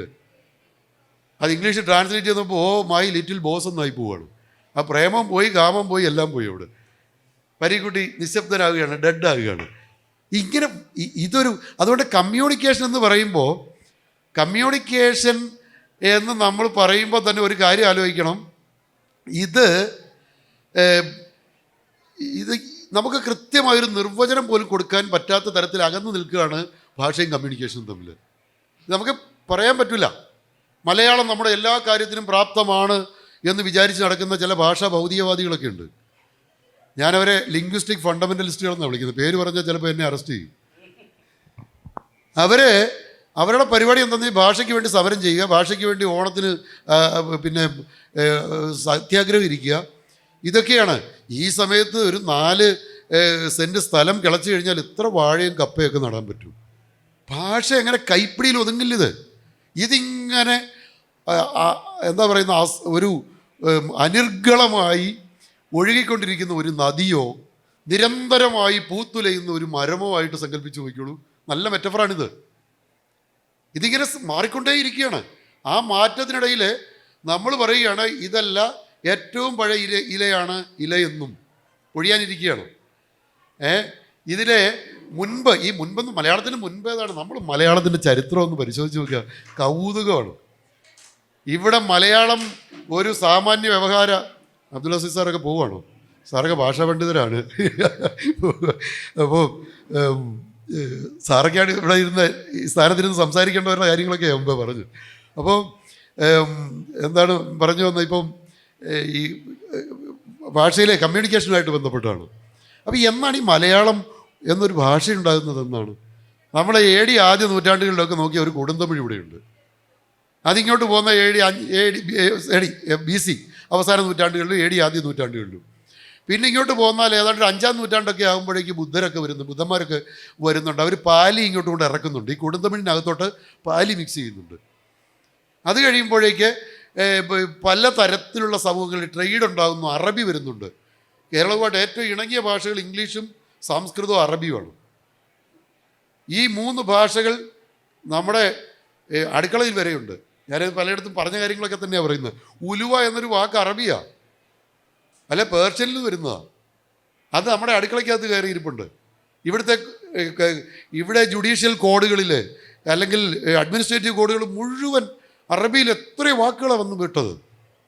ഇംഗ്ലീഷ് ഇല്ലെങ്കിൽ നമ്മൾ മലയാളത്തിന് ആധുനികത ഉണ്ടാകുമായിരുന്നില്ല. സംസ്കൃതം വന്നതുകൊണ്ടാണ് കൊടുന്തമിഴ് ഒരല്പം ജീവൻ വെച്ച് ഉയരുന്നത്. നമ്മളത് കാണുന്നുണ്ട്. ഒരു 8-ാം നൂറ്റാണ്ട് 9-ാം നൂറ്റാണ്ടാകുമ്പോൾ ശാസനങ്ങളിലെങ്ങും സംസ്കൃതമൊന്നും കാര്യമായിട്ട് വരുന്നില്ല. പക്ഷേ ഒരു 14-ാം നൂറ്റാണ്ടൊക്കെ എത്തുമ്പോഴേക്ക്, 13-14 നൂറ്റാണ്ടുകൾ എത്തുമ്പോഴേക്ക് സംസ്കൃതവും കൊടുന്തമിഴൂടെ ബ്ലെൻഡ് ചെയ്യുന്നത് കാണും. ബ്ലെൻഡ് ചെയ്യുന്നതോറും ശക്തി കൂടുതലാണ്. ക്രോസാണ് ശക്തി കൂടുതൽ, ക്രോസ് ഐറ്റത്തിനാണ് ശക്തി കൂടുതൽ. ഇത് ബ്ലെൻഡ് ചെയ്യുക, സംസ്കൃതത്തിലെ ധാതുക്കളെ മലയാളത്തിലെ പ്രത്യയങ്ങൾ ചേർക്കുക. നമ്മൾ പല വാക്കുകളും ഇതുപോലെ സംസ്കൃതത്തിൽ നിന്ന് വന്നിട്ട് നമ്മൾ അതിനോട് മലയാളത്തിലെ പ്രത്യയങ്ങൾ ചേർത്തിട്ട് ഉപയോഗിക്കുകയാണ് ചെയ്യുന്നത്. ഇത് കഴിഞ്ഞു അതൊരു ഘട്ടം. ഇത് കഴിഞ്ഞിട്ട് ചില സംസ്കൃത വാക്കുകൾക്ക് നമ്മൾ തുല്യമായി മലയാളം വാക്കുകൾ ഉണ്ടാക്കിയെടുക്കും. കൃഷ്ണനെ കണ്ണനാക്കും എന്നാണ് നമ്മുടെ വിചാരം. പക്ഷേ കണ്ണൻ തന്നെയാണ്. കണ്ണുള്ളവനാണ് കണ്ണൻ, അല്ലേ? അതിനോട് അൻ പ്രത്യയം, മലയാളത്തിലെ അൻ പ്രത്യയം അല്ലെങ്കിൽ തദ്ധിത പ്രത്യയം ചേർത്ത് അല്ലെങ്കിൽ കൃതികർ പ്രത്യയം ചേർത്ത് കാരകൃത്ത് പ്രത്യയം ചേർത്തിട്ട് കണ്ണനാക്കിയാൽ പറ്റും. ഈ ഒരു പ്രോസസ്സ് പണ്ട് മുതലുണ്ട്. എടുത്തു നോക്കിയാൽ അറിയാം. ഇങ്ങനെ വാക്കുകൾ 100,000 വാക്കുകൾ ഉൽപ്പാദിപ്പിക്കപ്പെടുകയാണ്. അതിനകത്ത് ഏറ്റവും സമർത്ഥന്മാർ കവികളായിരുന്നു. എഴുത്തച്ഛൻ നമുക്ക് തന്ന ഒരു വലിയ കണക്കുണ്ട്. ചെറുശ്ശേരി എത്ര മനോഹരമായി 16-ാം നൂറ്റാണ്ടിലോ 15-ാം നൂറ്റാണ്ടിലോ മലയാളം എഴുതി. അത് കഴിഞ്ഞ് പൂന്താനം എഴുതി. എത്ര മനോഹരമായിട്ട്. ജാനപ്പാന വായിക്കുന്നത് പോലെ എനിക്ക് തോന്നുന്നില്ല ഇപ്പോൾ രാജശ്രീ എഴുതിയ ആത്രേയം പോലും വായിക്കാൻ പറ്റുമെന്ന് എനിക്ക് തോന്നുന്നില്ല. അത്ര ഭംഗിയായിട്ടാണ് പൂന്താനം എഴുതി വെക്കുന്നത്. ഇങ്ങനെ ഇങ്ങോട്ട് വന്നാൽ നമ്മളൊരു ഇതിനൊരു സ്കീം കാണാം. ഇത് കഴിഞ്ഞു 16 മുതൽ നൂറ്റാണ്ടുകളിലൂടെ മിഷണറിമാർ ഇങ്ങോട്ട് വരികയാണ്. സത്യത്തിൽ കേരളത്തിൻ്റെ ഒരു ആധുനികതയുടെ ഉദയം ഉണ്ടാകുന്നത് മിഷണറിമാരിലാണ്. അവരിവിടെ വരുമ്പോൾ നമുക്ക് ഡിക്ഷണറി അമരകോശമൊക്കെ ഉണ്ടാവും. പക്ഷേ ഡിക്ഷണറികൾ വരുന്നു, നമ്മുടെ ഭാഷയ്ക്ക് വ്യാകരണം ഉണ്ടാകുന്നു, ചരിത്രമുണ്ടാകുന്നു, ശാസ്ത്രഗ്രന്ഥങ്ങൾ ഉണ്ടാകുന്നു, കണക്കധികാരം പോലെയുള്ള പുസ്തകങ്ങൾ ഉണ്ടാകുന്നു. എന്തെല്ലാം ടെക്സ്റ്റുകളാണ് വരുന്നത്. ഈ ടെക്സ്റ്റുകൾ ഒരു വഴി അവർ വരുന്നത്, മിഷണറിമാരിവിടെ വന്നത് യഥാർത്ഥത്തിൽ ഇവിടെയുള്ള ആളുകളെ മാമോദിസ മുക്കാൻ വേണ്ടി തന്നെയാണ്. അതിന് വേറെ സംശയമൊന്നുമില്ല. ഫസ്റ്റ് പോളിസി കൺവേർഷനാണ്. അതിൻ്റെ ഇപ്പോഴത്തെ പൊളിറ്റിക്സ് ഒന്നും എന്നോട് ചോദിക്കരുത്, അത് പറയാൻ ഞാനാളല്ല. പക്ഷേ അന്നത്തെ നിലയിൽ ഗുണ്ടറ്റൊക്കെ ധാരാളം ചീത്ത കേട്ടിട്ടുണ്ട്. ഗുണ്ടറ്റ് തലശ്ശേരി തെരുവിലൊക്കെ പോയി, കണ്ണൂരിലും ചൊവ്വയിലും താഴെ ചൊവ്വയിലും ഒക്കെ പോയി ഇരിക്കുമ്പോൾ അവിടെ പോയി വാക്ക് കേൾക്കാൻ വേണ്ടി പോയിരിക്കുന്ന ഗുണ്ടറ്റിനെ ചീത്ത വിളിച്ചിട്ടുണ്ട്. ഗുണ്ടറ്റ് അവിടെ നിന്ന് ഓടിയിട്ടുണ്ടെന്നൊക്കെ പറഞ്ഞു. കാരണം വാക്കുകൾ കേൾക്കാൻ വേണ്ടി പോകുന്ന സാധാരണക്കാരുടെ ഇടയിലേക്ക്. അപ്പം അങ്ങനെ മിഷണറിമാരുടെ ഒരു വലിയ കൂട്ടം. ഗുണ്ടറ്റ് ആദ്യമായിട്ട് മലയാളം എന്നൊരു വാക്ക് കേൾക്കുന്നത് 1838 സ്വാതി തിരുനാളിൻ്റെ വായിന്നാണ്. പുറത്തിറങ്ങിയപ്പോൾ ആരോണ്ടോ ചോദിച്ചു ഇത് എന്ത് ഭാഷയെന്ന് ചോദിച്ചു. അപ്പോഴവർ ഇത് മലയാളമാണ്. ഓ, ഇതാണോ മലയാളം? 1838 1870 ആയപ്പോഴേക്ക് ഏതാണ്ട് മലയാളത്തിലെ അടിസ്ഥാന ഗ്രന്ഥങ്ങൾ മുഴുവൻ എഴുതിയിട്ടാണ് അദ്ദേഹം സ്ഥലം വിടുന്നത്. അപ്പോൾ നമ്മൾ ആലോചിച്ച് നോക്കുക. ഇങ്ങനെ ഇനി ഇത് കഴിഞ്ഞു. ഞാൻ പറഞ്ഞു സംസ്കൃതത്തിലെ ശബ്ദധാരാവലി പരതി കഴിഞ്ഞാൽ ശബ്ദധാരാവലിയിൽ പകുതിയിലധികം സംസ്കൃത വാക്കുകളാണ്. ആയുർവേദം എന്ന് പറയുന്ന ഒരു ജ്ഞാന മാതൃക എന്താണ് ചികിത്സാ പാരമ്പര്യം ഇല്ലായിരുന്നെങ്കിൽ ശബ്ദധാരാവലി ഒരു 10% വാക്കുകൾ ഉണ്ടാവില്ലായിരുന്നു. നിങ്ങൾ ശ്രദ്ധിച്ച് നോക്കിയോ അതിനകത്ത്.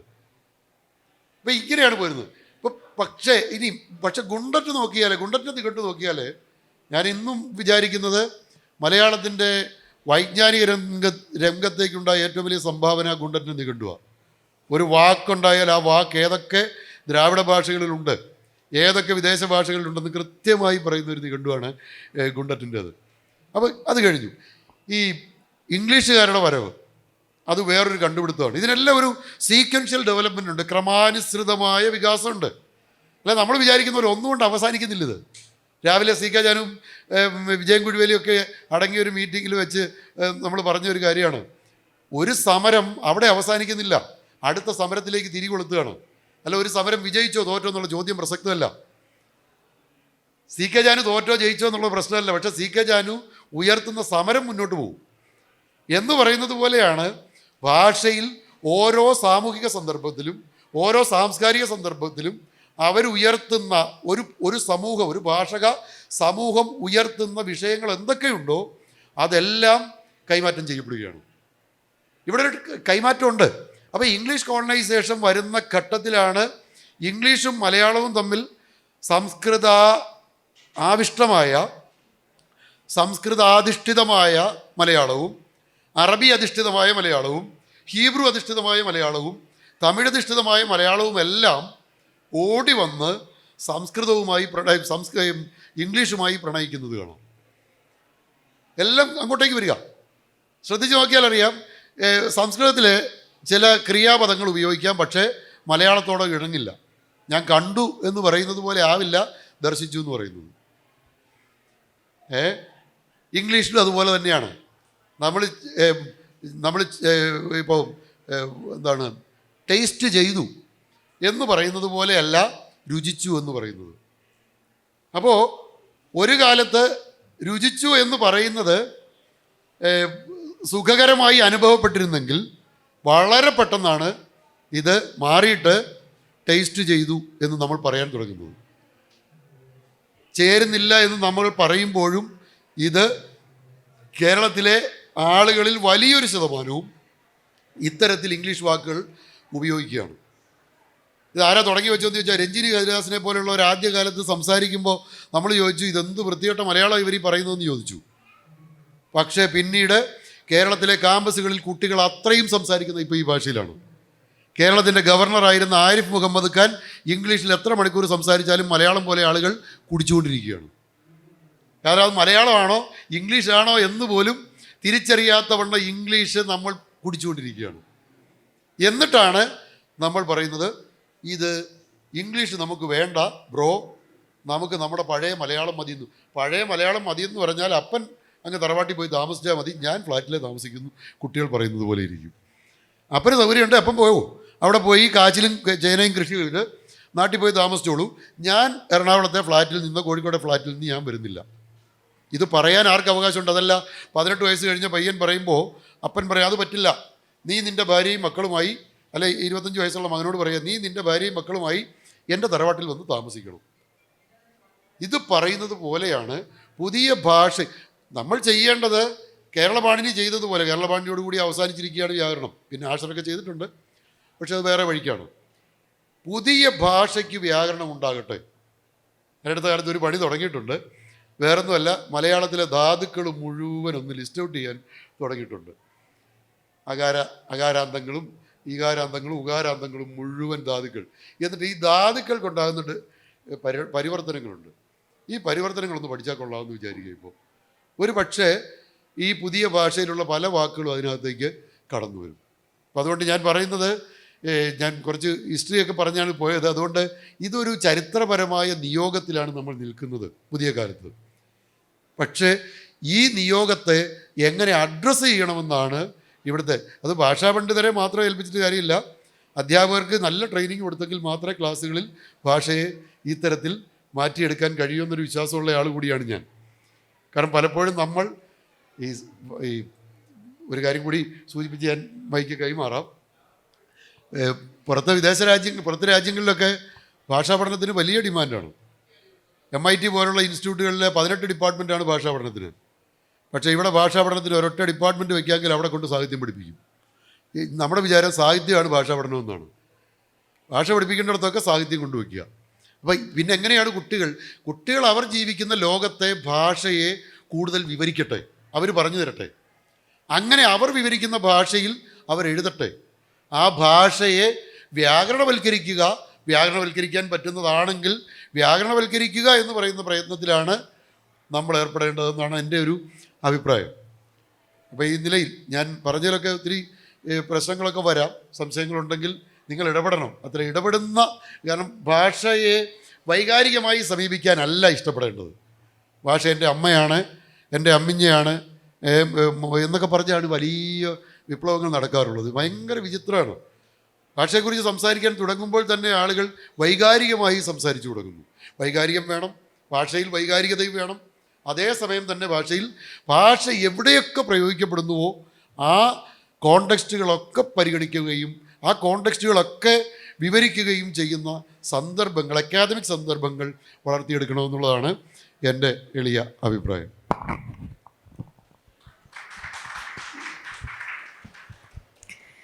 നമസ്കാരം. ഞാൻ ഈ സെഷനിലേക്ക് എന്നെ ക്ഷണിക്കുമ്പോൾ ഞാൻ ആലോചിച്ചു, ഞാനിതിലെന്താ പറയുക, ഇങ്ങനെ ഞാൻ ഇതിനകത്ത് വന്ന് പെട്ടതെന്ന് ഇങ്ങനെ ആലോചിച്ചു. പക്ഷേ ഇപ്പോൾ തന്ന ഈ അരമണിക്കൂറുണ്ടല്ലോ, ശ്രീത് മാഷ് സംസാരിച്ചതും ജോസഫ് മാഷ് സംസാരിച്ചതും കഴിഞ്ഞപ്പോൾ ഓക്കെ, എനിക്ക് എന്താ അല്ലെങ്കിൽ എനിക്ക് തോന്നുന്നൊരു രീതിയിൽ സംസാരിക്കാൻ തോന്നുന്നു. കാരണം ഇവരൊക്കെ ചരിത്രപരമായിട്ടുള്ള ഭാഷയുടെ ഒരു സഞ്ചാരത്തിലൂടെയും വ്യാകരണപരമായിട്ടും പലതരത്തിലുള്ള ഉപയോഗത്തിലൂടെ അങ്ങനെ പല പല പല ഡൈമെൻഷൻസിൽ ഇവർ സംസാരിച്ചു. പക്ഷെ എനിക്ക് തോന്നുന്നു എനിക്ക് ആ ഒരു അർത്ഥത്തിൽ സംസാരിക്കാനുള്ള അറിവില്ല. പക്ഷെ എനിക്ക് പറ്റുന്നത്, എനിക്ക് തോന്നുന്നു മ്യൂസിക്കലി പ്രാക്ടീസ് ചെയ്യുന്ന ആളാണ്. അപ്പം ഞാൻ വിചാരിക്കുന്നു ഈ പറഞ്ഞ മാഷ് പറഞ്ഞ പോലെ തന്നെ ഭാഷയുടെ വൈകാരികത മാറ്റിയിട്ട്, ഇപ്പം ഉദാഹരണമായിട്ട് ഇപ്പം എനിക്കൊരു ബാൻഡുണ്ട്, രസ എന്ന് പറഞ്ഞ ബാൻഡുണ്ട്. അപ്പോൾ അതിനകത്ത് പലതരത്തിലുള്ള പാട്ടുകൾ ഞാൻ പാടുന്നുണ്ട്. ഒരു ജോണറിൽ മാത്രം അത് കെട്ടി നിൽക്കുന്ന ഒരു കാര്യമല്ല. അതിനകത്ത് ഇപ്പം പരിസ്ഥിതി റിലേറ്റഡ് ആയിട്ടുള്ള, സോഷ്യൽ ഇഷ്യൂ റിലേറ്റഡ് ആയിട്ടുള്ള, ട്രഡീഷണൽ ആർട്ട് ഫോം ഒക്കെ പറയുന്നുണ്ട്. അപ്പോൾ ഭാഷ മാറുന്നതിനെക്കുറിച്ച് ഇവർ സംസാരിച്ചല്ലോ. അപ്പോൾ ഉദാഹരണത്തിന് പൊട്ടൻ തെയ്യത്തിൻ്റെ തോറ്റം, തെയ്യം നടക്കുന്ന മുറ്റത്ത് തോറ്റം പാടുമ്പോൾ നമുക്കൊരക്ഷരം പോലും ചിലപ്പം മനസ്സിലായെന്ന് വരില്ല. അത് അതിൻ്റേതായിട്ടുള്ള ആചരിച്ച് വരുന്ന ഒരു രീതിയിൽ ഇങ്ങനെ പറയുമ്പോൾ നമുക്കൊരു വാക്കുകളൊന്നും നമുക്ക് മനസ്സിലായെന്ന് വരില്ല. പക്ഷേ നമ്മൾ ചിലപ്പോൾ അത് പ്രാക്ടീസ് ചെയ്യുന്ന ആൾക്കാരോട് ചോദിച്ചു കഴിഞ്ഞാൽ ഒരു വ്യക്തമായിട്ട് ആ വാക്കുകൾ പറയും. അപ്പം ഞാൻ ഇത് ചൂസ് ചെയ്യാൻ കാരണം ഇപ്പോൾ പലതരത്തിലുള്ള ഒരുപാട് കാര്യങ്ങൾ പറയാനുണ്ട് കേട്ടോ ഇപ്പോൾ ഓർത്തപ്പോൾ. അപ്പം ഇതിൽ പൊട്ടൻ തെയ്യത്തിൻ്റെ തോറ്റം എല്ലാവരും കേട്ടിട്ടുണ്ടോ അല്ലെങ്കിൽ അറിയുമെന്ന് വെച്ചാൽ അത് കമ്മ്യൂണിസ്റ്റ് തെയ്യം എന്ന് വിളിക്കുന്നൊരു തെയ്യമാണ് പൊട്ടൻ തെയ്യം. കാരണം പൊട്ടൻ തെയ്യത്തിൽ വരികൾ തന്നെയാണ് അതിൽ ഏറ്റവും പ്രാധാന്യമുള്ള വരികൾ. അതിങ്ങനെ പൊലിക പൊലിക പൊലിക പോലിക പന്തൽ പോലിക പാടി വാതിൽ പോലിക. അത് കഴിഞ്ഞ് അതിനകത്ത് വരുന്ന പ്രധാനപ്പെട്ട ഒരു വരിയാണ്, നിങ്ങളെ കൊത്തിയാലും ചോരല്ലേ ചോവാരേ, നാങ്ങളെ കൊത്തിയാലും ചോരല്ലേ ചോവാരേ. ഇതിപ്പോൾ പറയുന്നത് നമുക്കെല്ലാവർക്കും മനസ്സിലായി, നിങ്ങൾ മുറിച്ചാലും നമ്മൾ മുറിച്ചാലും ചോര തന്നെയല്ലേ. പക്ഷെ ഞാൻ പാടുമ്പോൾ ചിലപ്പോൾ നിങ്ങളെ കൊത്തിയാലും ഇതുപോലെയും പാടാറുണ്ട്, നിങ്ങൾ മുറിച്ചാലും ചോരല്ലേ ചോവാരേ, ഞങ്ങൾ മുറിച്ചാലും ചോരല്ലേ ചോവാരേ. അപ്പം പലപ്പോഴും എനിക്ക് ഫേസ് ചെയ്യേണ്ട ഇത് ക്വസ്റ്റ്യൻ, എന്തുകൊണ്ടാണ്, why did you choose this? ഇപ്പം എനിക്ക് തോന്നിയിട്ടുള്ള അതിനകത്ത് ഞാൻ തന്നെ കണ്ടെത്തുന്ന ഒരു കാരണം എന്ന് പറയുമ്പോൾ ഇപ്പം മാഷ് പറഞ്ഞാൽ പഴയ ഭാഷകളിൽ അല്ലെങ്കിൽ പഴയ ലിപികളിൽ എഴുതിയ ഒരുപാട് പുസ്തകങ്ങളും ഒക്കെ ഉണ്ടാവും പഴയ തരത്തിൽ. അപ്പം നമുക്കിന്ന് ഒരു പക്ഷേ ആ ഭാഷയോ അല്ലെങ്കിൽ ആ ലിപികളോ ഒന്നും വായിക്കാനുള്ളൊരു അറിവൊന്നുമില്ല അവിടെ നിന്ന് ഇങ്ങോട്ട് വരുമ്പോഴത്തേക്ക്. അപ്പോൾ ഈ പാട്ടിലായാലും ഇതിൻ്റെ ഒരു ഒറിജിനൽ ഫോമിൽ ഇവർ പറയുന്ന ഭാഷ ചിലപ്പോൾ നമുക്കത് മനസ്സിലാവുന്നില്ല.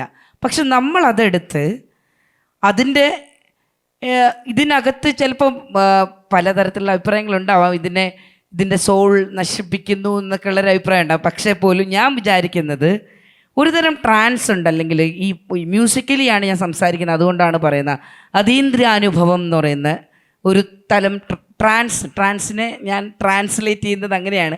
അപ്പോൾ ആ ട്രാൻസ്ഫർ ഓഫ് ട്രാൻസ്, ഈ അതീന്ദ്രിയാനുഭൂതിയെ കൈമാറുന്നതിന് വേണ്ടിയിട്ട് ചിലപ്പോൾ നമ്മൾ ഭാഷയെ റീറൈറ്റ് ചെയ്യേണ്ടിയോ അല്ലെങ്കിൽ റീപ്രൊഡ്യൂസ് ചെയ്യേണ്ടിയോ ഒക്കെ വരും.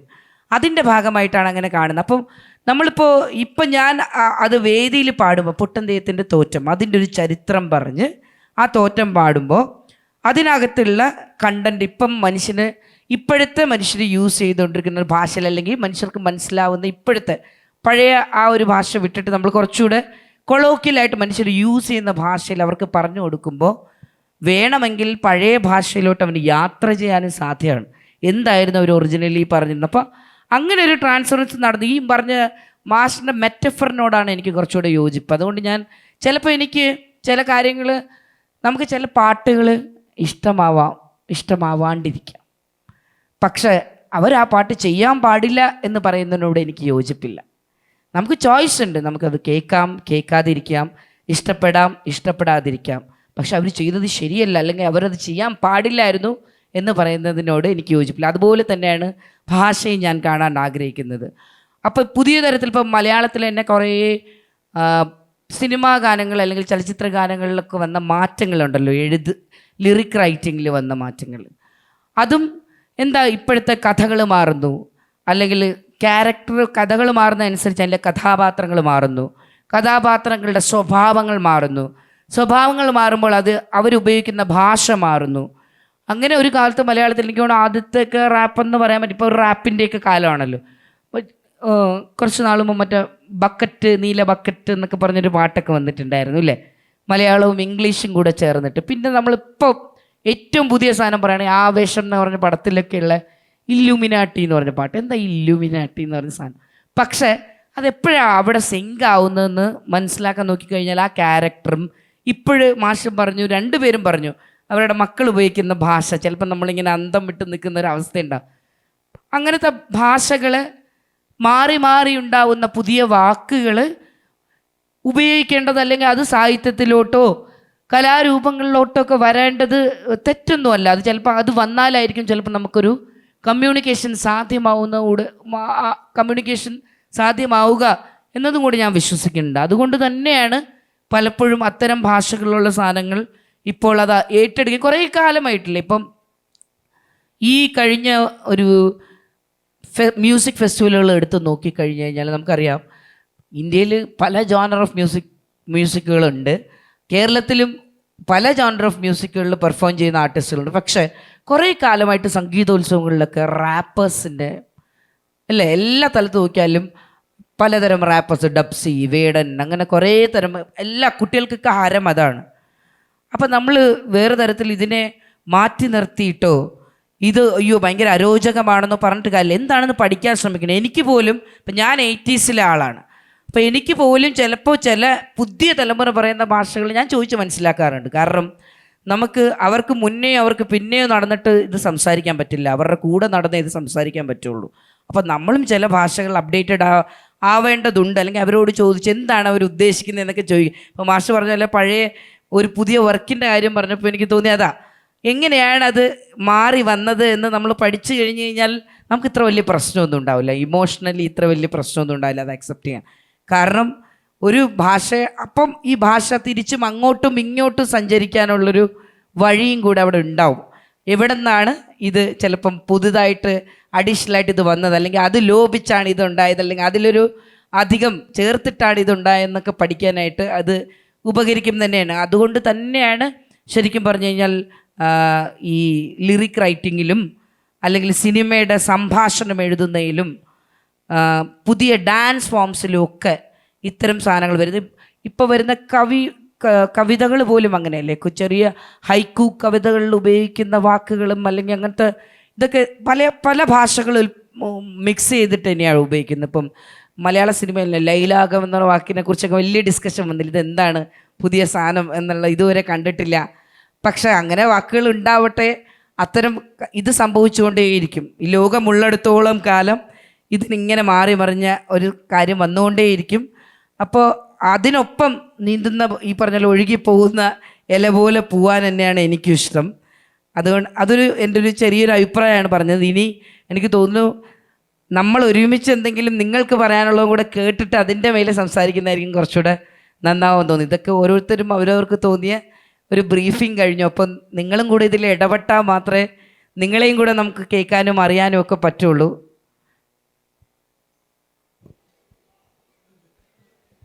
ഇത് സംബന്ധിച്ച് എന്തെങ്കിലും ചോദിക്കാനുണ്ടെങ്കിൽ ആകാം. ഇല്ല, അപ്പോൾ എനിക്ക് തോന്നുന്നത് ഇപ്പം രശ്മി മാമും സാറും ഇവിടെ പറഞ്ഞത് വെച്ചിട്ടും ഞാൻ ഇതിന് വളരെ നമ്മൾ കുറച്ച് നേരം സംസാരിച്ചുള്ളെങ്കിലും ഇതിന് ഭയങ്കര ഡൈവേഴ്സിറ്റി തോന്നി. ഒരു ബഹുസ്വരതയുടെ ലോകമാണിത്. ആ ബഹുസ്വരത കൃത്യമായി റിഫ്ലക്റ്റ് ചെയ്ത ഒരു ചർച്ചയായിട്ടാണ് ഞാൻ ഇതിനെ മനസ്സിലാക്കുന്നത്. അതൊരു ചെറിയ കാര്യമല്ല, അത് ആരോഗ്യകരമായ ഒരു പ്ലൂറലിറ്റി ഇവിടെ ഉണ്ടായി. അത് നിങ്ങൾക്കും അതേ അർത്ഥത്തിൽ തന്നെ കിട്ടിക്കാണുമെന്ന് വിചാരിക്കുന്നു. പ്രത്യേകിച്ച് ഭാഷയുടെ പരിണാമ സാധ്യതകളെക്കുറിച്ച് സാറ് സംസാരിച്ചു. അത് തൻ്റെ ഫീൽഡുമായി എങ്ങനെ ബന്ധപ്പെട്ടിരിക്കുന്നു എന്നുള്ളതിനെക്കുറിച്ച് സമർത്ഥമായിട്ട് രശ്മി മാം സംസാരിച്ചു. കൂട്ടത്തിൽ സൗജന്യമായിട്ട് നമുക്ക് പുള്ളിക്കാരുടെ പാട്ട് ആലാപനം കേൾക്കാനും പറ്റി എന്നുള്ളൊരു സന്തോഷത്തിലാണ് ഞാനിവിടെ ഇരിക്കുന്നത്, സത്യം പറഞ്ഞു കഴിഞ്ഞാൽ. അപ്പോൾ അങ്ങനെ മൊത്തത്തിൽ ഭാഷയെക്കുറിച്ചുള്ളൊരു ചർച്ച വരേണ്ടതാകും എന്ന് കരുതിയെങ്കിലും വളരെ ടൈം ലിമിറ്റിൽ സംക്ഷിപ്ത വിവരണമായിരുന്നെങ്കിലും സാമാന്യം നിങ്ങൾക്കും ബോറടിക്കാതിരുന്നു എന്ന് ഞാൻ കരുതുന്നു. കാര്യം കുട്ടികളിരുന്ന് ഉറങ്ങുന്ന സാറൊക്കെ സംസാരിച്ച ആ ഒരു അതിനൊക്കെ എതിരെയാണ് സാർ സംസാരിച്ചത്. കുട്ടികളിരുന്ന് ഉറങ്ങുന്ന ക്ലാസ് ഏതാണെന്ന് ചോദിച്ചാൽ സാഹിത്യമാണ്, ലിംഗ്വിസ്റ്റിക്സ് ആണ്, ഗ്രാമർ ക്ലാസ് ആണ് എന്നൊക്കെയുള്ള ഒരു ധാരണ ഉണ്ട്. അത് ശരിയാണോ, അത് ശരിയാണല്ലോ, അല്ലെ അത് തിരുത്തപ്പെടേണ്ടതാണല്ലോ. അത് നമ്മളിപ്പം ഒറ്റ രാത്രി കൊണ്ട് ഇവിടെ ചർച്ച ചെയ്ത് പരിഹരിക്കാവുന്ന വിഷയമല്ല. എങ്കിലും പക്ഷേ സാറ് അങ്ങനെ ഒരു ചിന്തയിലേക്ക് നമ്മളെ കൂട്ടിക്കൊണ്ടുപോയി. രശ്മി മാമിൻ്റെ ഒരു ആലാപനവും തൻ്റെ ഫീൽഡും വെച്ചിട്ട് സമർത്ഥമായി അതിനെ ആ ഡയമെൻഷൻസിലേക്കും കൊണ്ടുപോയി. അങ്ങനെ പല ഡയമെൻഷൻസ് വന്ന ഒരു ചർച്ചയായിരുന്നു ഇത്. ഇതിവിടെ വൈൻഡപ്പ് ചെയ്യുന്നു. എല്ലാവർക്കും നന്ദി, നമസ്കാരം. നെല്ല് എന്ന വേദിയിലെ കാര്യപരിപാടികൾ അവസാനിക്കുകയാണ്. പണ്ടെങ്ങോ ഒരു ഡോക്യുമെൻ്ററിയിൽ കേട്ട ഒരു കാര്യം പറയാൻ ആഗ്രഹിക്കുന്നു. അശ്വ എന്ന വാക്ക് സംസ്കൃതത്തിലും മലയാളത്തിലും കുതിരയെ സൂചിപ്പിക്കുന്നു. അതേ വാക്ക് അങ്ങ് യൂറോപ്പിലെ എസ്റ്റോണിയൻ ലിപിയിൽ പോലും ഒരേപോലെയാണ്. അപ്പോൾ ഭാഷ എന്ന് പറയുന്നത് വൈവിധ്യങ്ങളിലെ ഉൾക്കൊള്ളുന്നതുമായിരിക്കണം. ചോദ്യമാണോ സർ? ഭാഷ എന്ന് പറയുന്നത് വൈവിധ്യങ്ങളെ ഉൾക്കൊള്ളുന്നതാണ്, പുതിയ മാറ്റങ്ങളെയും ഉൾക്കൊള്ളണം. അപ്പോൾ ഭാഷയുടെ മാധുര്യം ഏറുകയാണ്, അല്ലാതെ ഭാഷയുടെ തനിമ കുറയുകയല്ല. ഒന്നും പറയാനില്ല. മലയാള ഭാഷ ഇങ്ങനെ ആയിത്തീരുന്നതിൻ്റെ ഒരു പ്രധാനപ്പെട്ട കാരണം മലയാളം മാഷന്മാർ തന്നെയാണ് എന്നാണ് എൻ്റെ ഒരു തോന്നൽ.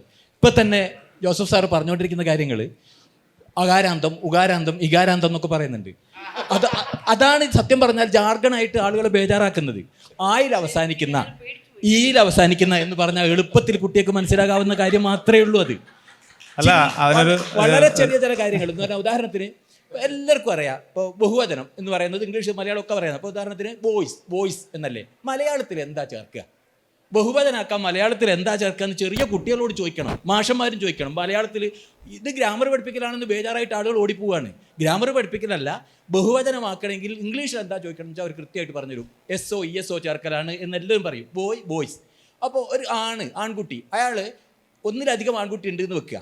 അത് ചേർക്കാൻ എന്താ വേണ്ടത്? സത്യം പറയുകയാണെങ്കിൽ ഇവിടെ പലരും ഇപ്പോൾ ആലോചിക്കുന്നുണ്ടാവും അതെന്താ ചേർക്കേണ്ടതെന്ന്. ആ ആലോചനയാണ് ഭാഷയെ മുന്നോട്ട് കൊണ്ടുപോകുന്നത്.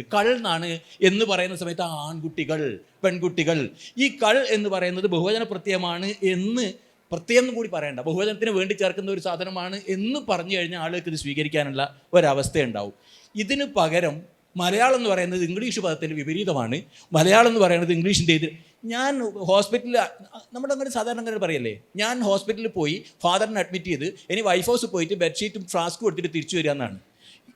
ഇത് വളരെ സാധാരണയായിട്ട് ആളുകൾക്ക് മനസ്സിലാവുന്നതാണ്. അത് മലയാളമാണ്, സാധാരണ നിലയിൽ ആളുകൾക്ക് മനസ്സിലാവുന്നതാണ്. നമ്മൾ വിചാരിക്കണ മാതിരി അനാവശ്യമായ ഭാഷ അഭിമാനബോധം ഉണ്ടല്ലോ, ഒരു തരം ഉത്തരത്തിൽ തള്ളിയിരിക്കുന്ന പള്ളിൻ്റെ വിചാരം. മലയാളം ഭാഷമാർ വിചാരിക്കുന്ന ഇതെങ്ങാൻ വിട്ടുപോയാൽ മലയാളം കംപ്ലീറ്റ് പൊളിഞ്ഞ് താഴെ പോകുന്നതാണ്. അതൊന്ന് ഈ കൈയൊന്ന് ഒഴിവാക്കി കൊടുത്താൽ തന്നെ പകുതി മലയാളം രക്ഷപ്പെടും. ലളിതമായിട്ട് ഇക്കാര്യം പറയാനുള്ള ധാരാളം സാധ്യതയുണ്ട് എന്ന് മനസ്സിലാവണം. ഇനി ഒരു കാര്യം മനസ്സിലാക്കേണ്ടത്, നല്ല തമാശയുള്ളൊരു കാര്യം കൂടി. അതൊക്കെ അതെ, ദയവായി ഇത്തരം കാര്യങ്ങളിലേക്ക് കൊണ്ടുപോകരുത്. അത്തരം കാര്യങ്ങൾ ഞാൻ നിങ്ങളുടെ ശ്രദ്ധയപ്പെടുത്താനുള്ള ഒരു കാര്യം പറയുകയാണ്. ഞാൻ കഴിഞ്ഞ ദിവസവും AI ഒരു സഫല്യ, മലയാളത്തിൽ എഴുതിയാണേ, സഫല്യ എന്നൊരു വാക്ക് മലയാളത്തിൽ പ്രയോഗിക്കാൻ സാധിക്കുമോ? സാഫല്യം അല്ലേ പറ്റൂ? ശബ്ദധാരാവലിയിൽ അങ്ങനെ ഒരു വാക്ക് കാണുന്നില്ല. പുതുതായി ഉണ്ടാക്കിയെടുക്കാൻ നിലവിലെ മലയാള ഭാഷാ നിയമത്തിനകത്ത് വല്ല പഴുതുമുണ്ടോ എന്നൊരു ചോദ്യം ഞാൻ AI ചോദിച്ചു. എൻ്റെ മറുപടി ഒന്ന് കേൾക്കണം. എനിക്ക് സഫല്യ എന്നൊരു വാക്ക് നിലവിലെ മലയാള സാഹിത്യത്തിലും ശബ്ദവിവരണ ശേഖരണങ്ങളിലും വ്യാപകമായി ഉപയോഗത്തിലില്ല. സാധാരണയായി സാഫല്യം എന്ന പദമാണ് ഉപയോഗിക്കപ്പെടുന്നത്. ഉപസർഗം സമ്പൂർണ്ണതയോ നല്ലതിനെയോ സൂചിപ്പിക്കുന്നു. ഫലം, നേട്ടം. സാഫല്യം, അർത്ഥം, പ്രാപ്തി, വിജയഫലം. സാഫല്യം ഉണ്ടാക്കൽ സാധ്യമാണോ? മലയാള ഭാഷ ഒരു പാഠഭാഷയോ കൃത്യമായ ശബ്ദതാരാവലിക്കുള്ള പൂർണ്ണമായ നിയന്ത്രണവും സമ്മതനീതി നൽകുന്നതുമായ ഭാഷയോ മാത്രമല്ല, ഇത് സജീവമായ ഒരു സാംസ്കാരിക ജീവനുള്ള ഭാഷയാണ്. പുതിയ പദങ്ങൾ ഭാഷാ നിയമങ്ങളുടെ ഉൾവരുത്തിനുള്ളിൽ രൂപപ്പെടുത്താനും പ്രയോഗിക്കാനും സാധ്യമാണ്. പക്ഷേ ചില കാര്യങ്ങൾ ശ്രദ്ധിക്കണം. ഭാഷാ നിയമങ്ങളുടെ അനുസരണം. സഫല്യം ഉപയോഗിച്ചാൽ ശബ്ദമാതൃകയിൽ അത് ശരിയായ രീതിയിൽ സ്വീകാര്യമായിരിക്കണം. സ പ്ലസ് ഫല പ്ലസ് യ എന്നൊരു സംയോജനം സംഘടിപ്പിക്കാവുന്നതാണ്. എന്നാൽ നിലവിലെ ഭാഷാപ്രകൃതി സംവേദനത്തോട് പൊരുത്തപ്പെടണമെന്ന് ഉറപ്പാക്കണം. ഞാനിത് പറയാൻ കാരണം വെച്ചാൽ ഇതിനെ കുറേ കാര്യങ്ങൾ ഇതിനകത്ത് പിന്നെയും പറയുന്നുണ്ട് ധാരാളമായിട്ട്. ഇതൊക്കെ AI നിന്ന് കിട്ടുന്നതാണ്. ശരിക്കും പറയുകയാണെങ്കിൽ നമുക്ക് നല്ല രീതിയിൽ AI ഉപയോഗിച്ചാൽ മലയാളത്തിൽ ഇത്തരം കാര്യങ്ങളിലൊക്കെ ഒരുപാട് സാധ്യതകളുണ്ട്, ഉപയോഗിക്കാൻ പറ്റും. ഞാനിപ്പോൾ സത്യം പറയുകയാണെങ്കിൽ മാഷ് പറഞ്ഞ മാതിരിയുള്ള വ്യാകരണ ടെസ്റ്റുകളെക്കാളൊക്കെ എളുപ്പത്തിൽ പറ്റുന്നത് ഇമാതിരി ചോദ്യങ്ങൾ AI-നോട് ചോദിക്കുക എന്നുള്ളതാണ്. സുഖമായിട്ട് അത് മറുപടി തരികയും ചെയ്യുന്നുണ്ട്. ഇനി മറ്റൊരു കാര്യം കൂടി പറയാനുള്ളത്, മലയാളത്തിലെ പരകീയ പദങ്ങൾ എന്ന് പറഞ്ഞിട്ട് ജോസഫ് സാറിൻ്റെ ഒരു പുസ്തകമുണ്ട്. ഈ ജോസഫിൻ്റെ അല്ല, PM ജോസഫിൻ്റെ ഒരു പുസ്തകമുണ്ട്. അതൊന്ന് എടുത്ത് വായിച്ചു നോക്കിയാൽ ഏതൊക്കെ പദങ്ങൾ വേറെ സ്ഥലത്തു നിന്നാണ് വന്നത് എന്ന്, ബാക്കി മലയാളം അല്ല അറബിയിൽ നിന്ന് വന്നതാണ് ബാക്കി എന്ന് പറയുന്ന വാക്ക്, സാമ്പാർ വരെ മറാഠിയിൽ നിന്നാണ് വന്നത്. ഇങ്ങനെ നമ്മളുടെ നിത്യജീവിതത്തിൽ ഉപയോഗിക്കുന്ന 900 പദങ്ങൾ മുഴുവൻ ഇങ്ങനെയാണ് വന്നത്. എല്ലാ ഭാഷയും അങ്ങോട്ടും ഇങ്ങോട്ടും കടം കൊണ്ടും വാങ്ങിയിട്ടുമാണ് ജീവിക്കുന്നത്. ഈ അനാവശ്യമായ അയിത്തബോധം ഒഴിവാക്കുകയും ഇതൊന്നും വേറെ ആരും തൊടാൻ പാടില്ല എന്നും മാത്രമല്ല ഞങ്ങളാണ് ഇത് സംരക്ഷിച്ച് നിർത്തേണ്ടത് എന്നുള്ള ബോധ്യവും അവസാനിപ്പിച്ച് ഒരു ലളിതമായ രീതിയിൽ ഇതിനകത്തൊക്കെ ഇടപെട്ട് തുടങ്ങിയാൽ വളരെ വളരെ നന്നാവുമെന്ന് മാത്രം സൂചിപ്പിക്കുന്നു. ജോസഫ് സാറിന് നന്ദി.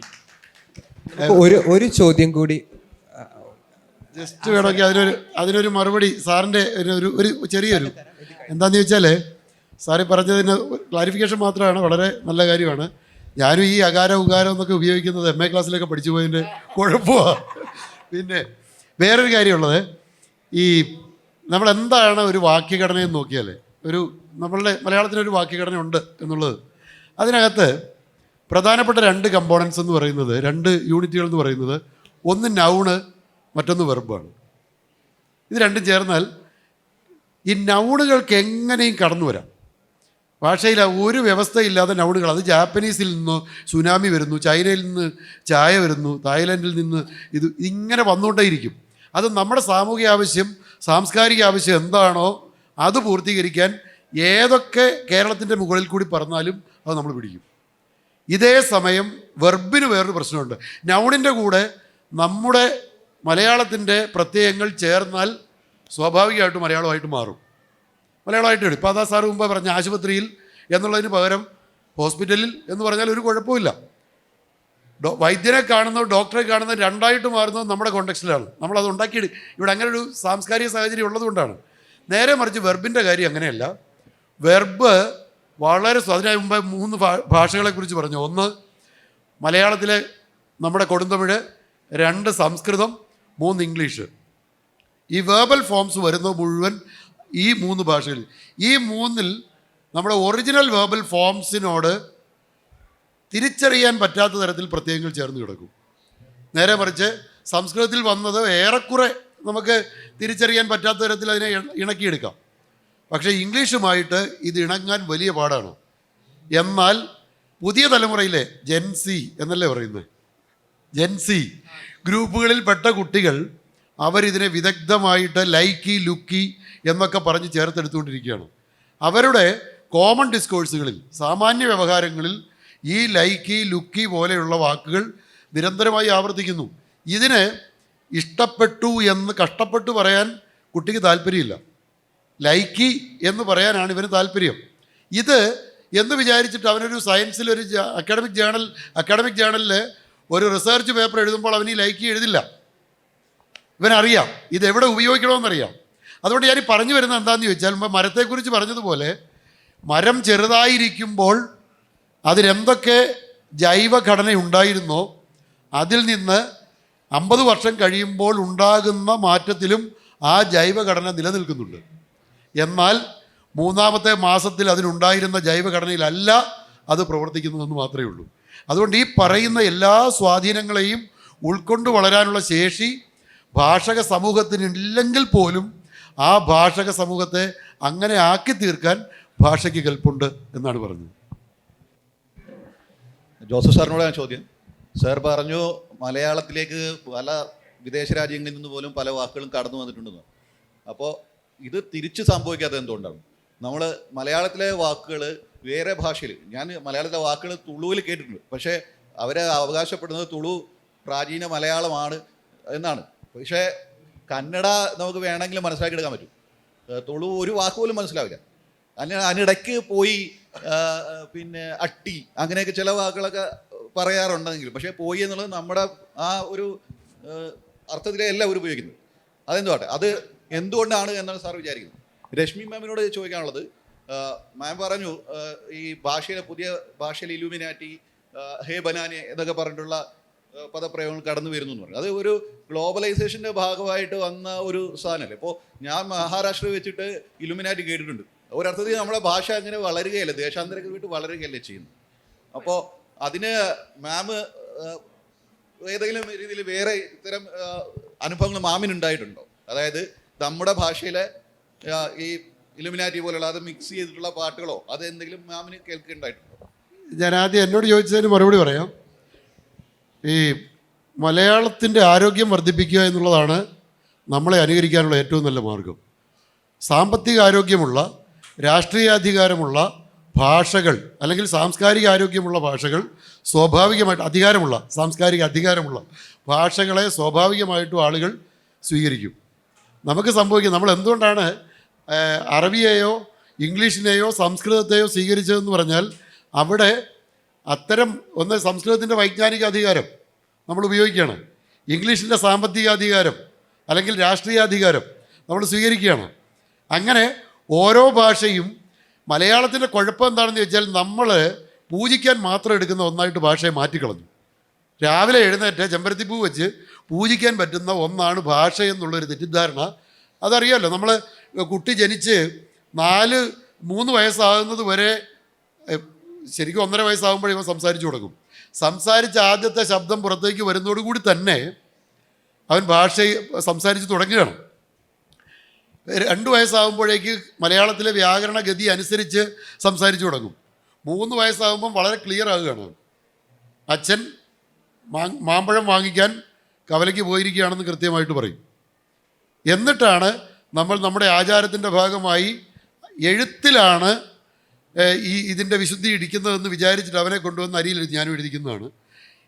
അരിയിൽ അതൊരു വിശ്വാസത്തിൻ്റെ ഭാഗമാണ്, നമ്മൾ എഴുതിക്കുകയാണ്.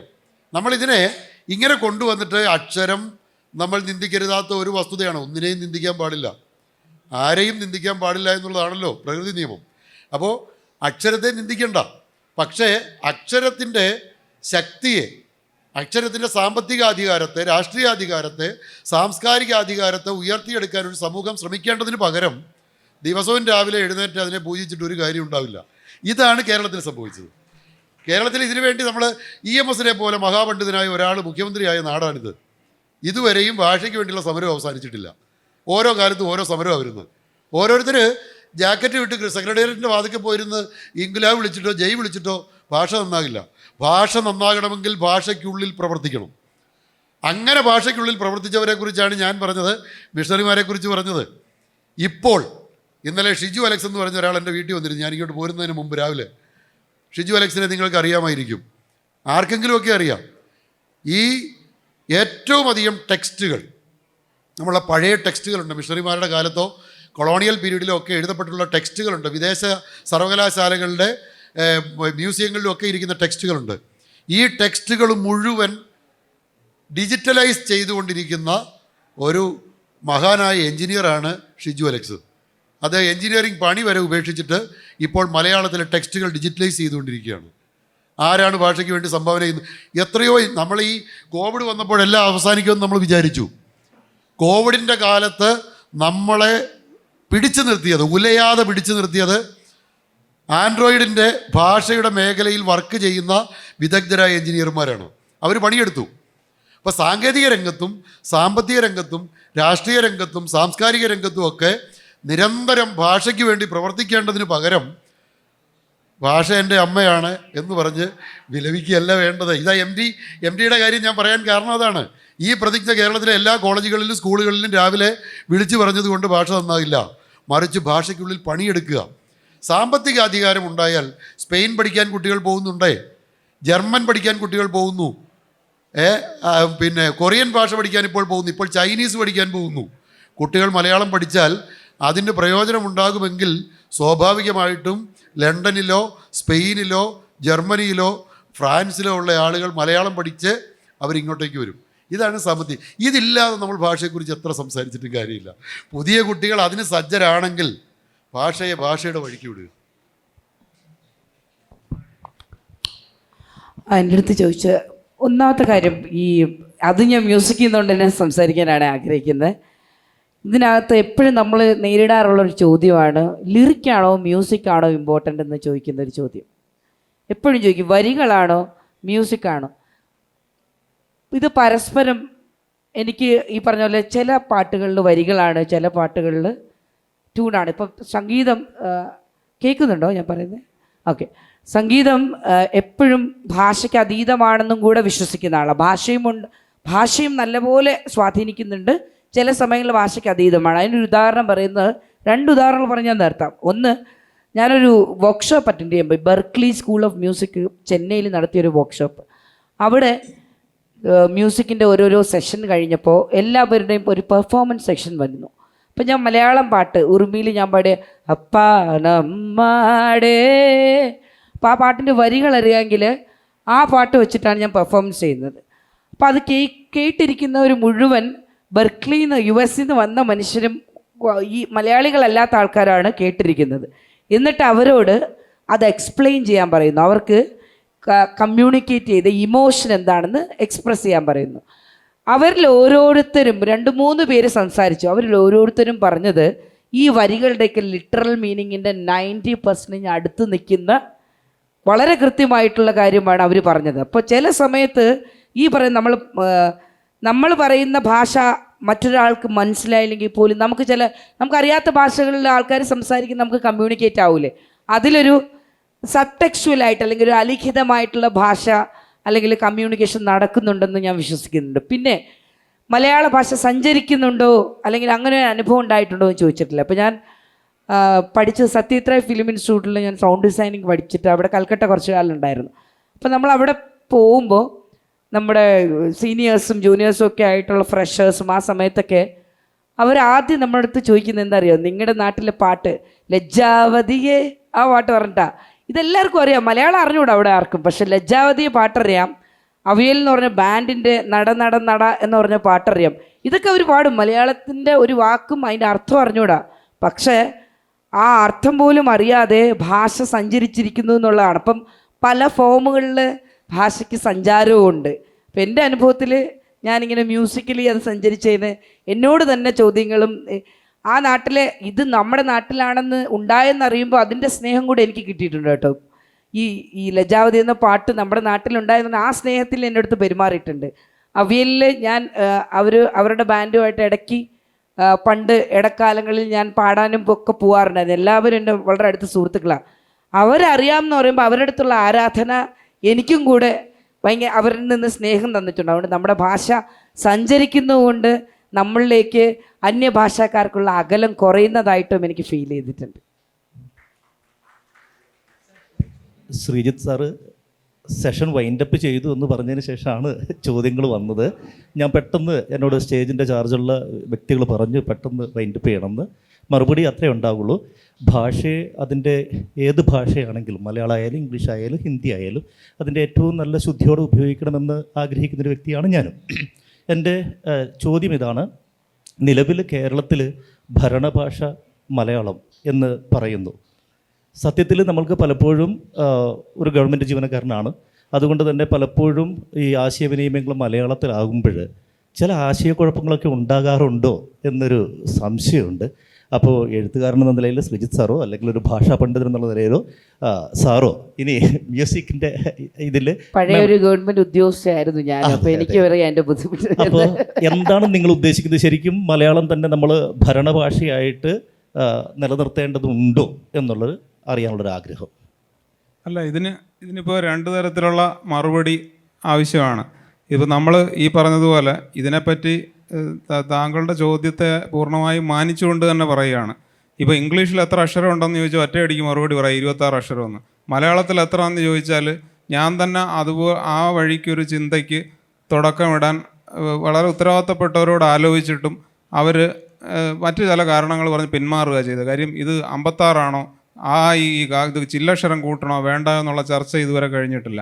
അപ്പം ഞാൻ പറഞ്ഞു വന്നത് ഞാനിപ്പോൾ പത്രത്തിൽ ജോലി, നമ്മൾ പോലും പെട്ടെന്ന് നമ്മളൊരു മലയാളം വാക്ക് ഉണ്ടാക്കി വെച്ചിട്ടുണ്ടെങ്കിലും പെട്ടെന്ന് നമ്മളിപ്പം ഹൗസ് ബോട്ട് എന്നുള്ളതിന് കുറച്ച് കാലം നമ്മൾ വഞ്ചി വീട് എന്ന് നമ്മൾ ഉപയോഗിക്കാമെന്ന് വെച്ചു. പക്ഷേ നമ്മൾ തന്നെ ആലോചിക്കും, രണ്ടാമത് ഈ വഞ്ചി വീടെന്ന് പറഞ്ഞാൽ ആളുകൾക്ക് മനസ്സിലായില്ലേ, എന്ത് ചെയ്യും? ആളുകൾക്ക് വേണ്ടിയാണല്ലോ പത്രം, അല്ലെങ്കിൽ നമ്മളൊരു സാധനം എഴുതിയാലും. അപ്പോൾ നമ്മൾ ഹൗസ് ബോട്ടെന്ന് തന്നെ ഉപയോഗിക്കാമെന്ന് നിശ്ചയിക്കുന്നു. അപ്പം താങ്കൾ പറഞ്ഞ പൂർണ്ണമായും ശരിയാണ്. കാര്യം എന്ന് വെച്ച് കഴിഞ്ഞാൽ ഭാഷ എല്ലാ തരത്തിലും അത് ആവശ്യമുള്ളിടത്ത് ഉപയോഗിക്കാം. ഭരണഭാഷ കൊണ്ടുവന്ന് അത് പൂർണ്ണമായും മലയാളമാക്കിയത് കൊണ്ട് ഒറ്റ രാത്രി കൊണ്ട് മാറുന്ന ഒരു പരിണാമമൊന്നുമല്ല. നമ്മൾക്ക് സൗകര്യം പോലെ അത് ഉപയോഗിക്കില്ലെന്നല്ല ആ പറഞ്ഞത്. അപ്പോൾ അത്തരത്തിലുള്ള പലതിനെ ഉൾക്കൊള്ളുന്ന ഒരു സമീപനത്തിലൂടെ ഭാഷ വളരും എന്ന ഒരു ഇത് തന്നെയാണ് നമ്മുടെ ചർച്ചയുടെ ചുരുക്കം. അല്ലാതെ നമ്മൾ ഭരണഭാഷ മലയാളമാക്കണമെന്ന് സർക്കാർ പറയുമ്പോൾ അതിനകത്ത് അത് സർക്കാരിനും അറിയാം അതൊരു പരിധിവരെ വിജയിക്കുകയുള്ളൂ എന്ന്. ബാക്കി നമ്മൾ ഒരു ജനതയാണ് ഈ ഭാഷയെ നെഞ്ചേറ്റി കൊണ്ട് നടക്കേണ്ടതും അതിൽ പരിഷ്കാരങ്ങൾ വരുത്തേണ്ടതും ത്യജിക്കേണ്ടതും വരിക്കേണ്ടതുമൊക്കെ. ആ വഴിക്കാണ് ഇവിടുത്തെ ചർച്ച പോയതും. അപ്പോൾ ആയിക്കോട്ടെ, സാറ് ഇനി ബാക്കി പറയും. ഞാൻ എൻ്റെ ഒരു അനുഭവത്തിൽ നിന്ന് കൂടെ ഒരു കാര്യം പറയാം സാറ് ചോദിച്ചതിന്. കാരണം ഈ മലബാറിലെ കൊളോണിയൽ ഘട്ടത്തിൽ ഇംഗ്ലീഷ് ഈസ്റ്റ് ഇന്ത്യ കമ്പനിയുടെ ഭരണകാലത്ത് കുറേ രേഖകൾ ഗുണ്ടട്ട് നിഘണ്ടു രചിക്കാൻ വേണ്ടിയിട്ട് ജർമ്മനിയിലേക്ക് കൊണ്ടുപോയി അത് തിരിച്ചു കൊണ്ടുവന്നതാണ് ഈ തലശ്ശേരി രേഖകൾ, പഴശ്ശിരേഖകൾ എന്നൊക്കെ പറയുന്നത്. അതിനകത്ത് മുഴുവൻ കത്തുകളാണ്. കത്തുകൾ, ഹർജികൾ, കരാർനാമങ്ങൾ, പരസ്യങ്ങൾ, ഇങ്ങനെയുള്ള ഡിസ്കോഴ്സുകളാണ്. അതിനകത്ത് ഇത് ഭരണരേഖകളാണ്. പ്രത്യേകിച്ചും ഇംഗ്ലീഷ് ഈസ്റ്റ് ഇന്ത്യ കമ്പനിയുടെ ഭരണാധികാരിയായിരുന്ന തലശ്ശേരി തുക്കടി സൂപ്രണ്ടിന് ഇവിടുത്തെ നാട്ടുരാജാക്കന്മാരും കമ്പനി ഉദ്യോഗസ്ഥരും എഴുതുന്ന മലയാളത്തിലുള്ള കത്തുകളായത്. വളരെ മനോഹരമായ മലയാളം. അന്ന് ഇംഗ്ലീഷുകാർ ഇതിനെക്കുറിച്ച് കോൺഷ്യസ് അല്ല, ഒട്ടും കോൺഷ്യസ് അല്ല. പഴശ്ശിരാജാവ് ഒരു കത്ത് അയക്കുന്ന മലയാളത്തിലാണ്. ബഹുമാനപ്പെട്ട ഇംഗ്രീസ കുമ്പഞ്ഞി വടക്കേ അധികാരി തലശ്ശേരി തുക്കടി സൂപ്രണ്ടൻ ക്രിസ്തപ്പർ പിലി സായിപ്പ് അവർകൾ സലാം. ഇതാണ് കത്തിൻ്റെ. ഇത് നേരെ മറിച്ചിട്ട് നമ്മുടെ കുടക് കാലരി രാജേന്ദ്ര ഒടയർ എഴുതുമ്പോൾ അത് കുറേ കൂടി ആലങ്കാരികമാണ്. ഇങ്ങനെ ഓരോരുത്തരും അവരവരുടെ ഇഷ്ടമനുസരിച്ച് എഴുതി വിടുകയാണ്. ഈ എഴുതുന്നതിന് ഇംഗ്ലീഷ് കമ്പനി മറുപടി അയക്കുന്നത് ഇംഗ്ലീഷിലും മലയാളത്തിലും ഉണ്ടാവും. അവർ ഈ പോകുന്നതും ട്രാൻസ്ലേറ്റ് ചെയ്യും. അപ്പോൾ ഇങ്ങനെ ഒരു ഡ്യുവൽ സിസ്റ്റം, ലാംഗ്വേജ് സിസ്റ്റം ഇവിടെ ഉണ്ടായിരുന്നു ഇംഗ്ലീഷുകാരുടെ കാലത്ത്. നിർഭാഗ്യവശാൽ എന്ത് സംഭവിച്ചു എന്ന് ചോദിച്ചാൽ, ഇംഗ്ലീഷുകാർ 1947 പോയി കഴിഞ്ഞപ്പോൾ നമ്മുടെ സ്വദേശ വിദേശികൾ, നമ്മുടെ ഇംഗ്ലീഷുകാർ അധികാരമേൽക്കുകയാണ്. ഇവരെന്ത് ചെയ്തു എന്ന് ചോദിച്ചാൽ, ഇംഗ്ലീഷുകാർ വെച്ചിട്ട് പോയ ഒരു ഫോമുണ്ട്. ആ ഫോം എന്ന് പറയുന്നത് ഫ്രം ടു എന്ന് പറഞ്ഞ് ഇങ്ങോട്ട് വരുന്നൊരു ഫോമുണ്ട്. ഈ ഫോമാണ് നമ്മൾ ഭരണകാര്യങ്ങളിൽ അഡാപ്റ്റ് ചെയ്യുന്നത്. അപ്പോൾ ഫ്രം ആരാണ്? ഫ്രം എന്ന് പറയുന്നത് ഇംഗ്ലീഷിലെ ആ ഫോമിന് ഒരു പ്രിപ്പോസിഷനാണ്. ആ പ്രിപ്പോസിഷൻ്റെ സ്ഥാനത്ത് നമ്മൾ നൗണൈസ് ചെയ്തതിന് അവിടെ പ്രേക്ഷകൻ എന്നൊരു വാക്ക് കൊണ്ടുവന്നു. ടു എന്ന വാക്കിന് സ്വീകർത്താവ് എന്നൊരു വാക്ക് കൊണ്ടുവന്നു. അല്ല ഗ്രാഹകൻ, അല്ലെങ്കിൽ സംബോധകൻ, സംബോധിതൻ, അഡ്രസ്സർ, അഡ്രസ്സി, ഇതെല്ലാം സംസ്കൃതമാണ്. അപ്പോൾ ഇംഗ്ലീഷിൽ നിന്ന് പോയാൽ ഉടൻ തന്നെ നമ്മൾ സംസ്കൃതത്തിൽ എത്തിച്ചേരുക. ഇപ്പം ജില്ല എന്നുള്ള ഡിസ്ട്രിക്റ്റ് എന്ന വാക്ക് വേണ്ട എന്ന് തീരുമാനിച്ചാൽ പിന്നെ നമുക്ക് ജില്ല മാത്രമേ ഉള്ളൂ. ജില്ല അറബിയ. അപ്പോൾ എങ്ങനെ വേണമെന്നുള്ളതിനെ സംബന്ധിച്ച് നമുക്കിപ്പോൾ ഇവിടെ സംഭവിക്കുന്ന എന്നാ കുഴപ്പമെന്ന് ചോദിച്ചാൽ, ഞാനത് പറയുന്നതിൽ എന്നോട് ക്ഷമിക്കണം. PSC പരീക്ഷ എല്ലാം ഒബ്ജക്റ്റീവ് ആവുകയും സെക്രട്ടേറിയറ്റിലും മറ്റ് സ്ഥലങ്ങളിലും ജോലിക്ക് എത്തുന്നവർ ഡിസ്ക്രിപ്റ്റീവായിട്ട് കത്തുകൾ തയ്യാറാക്കുകയും ചെയ്യേണ്ടി വരുമ്പോഴുണ്ടാകുന്ന ഒരു കാലുഷ്യം ഇവിടെയുണ്ട്.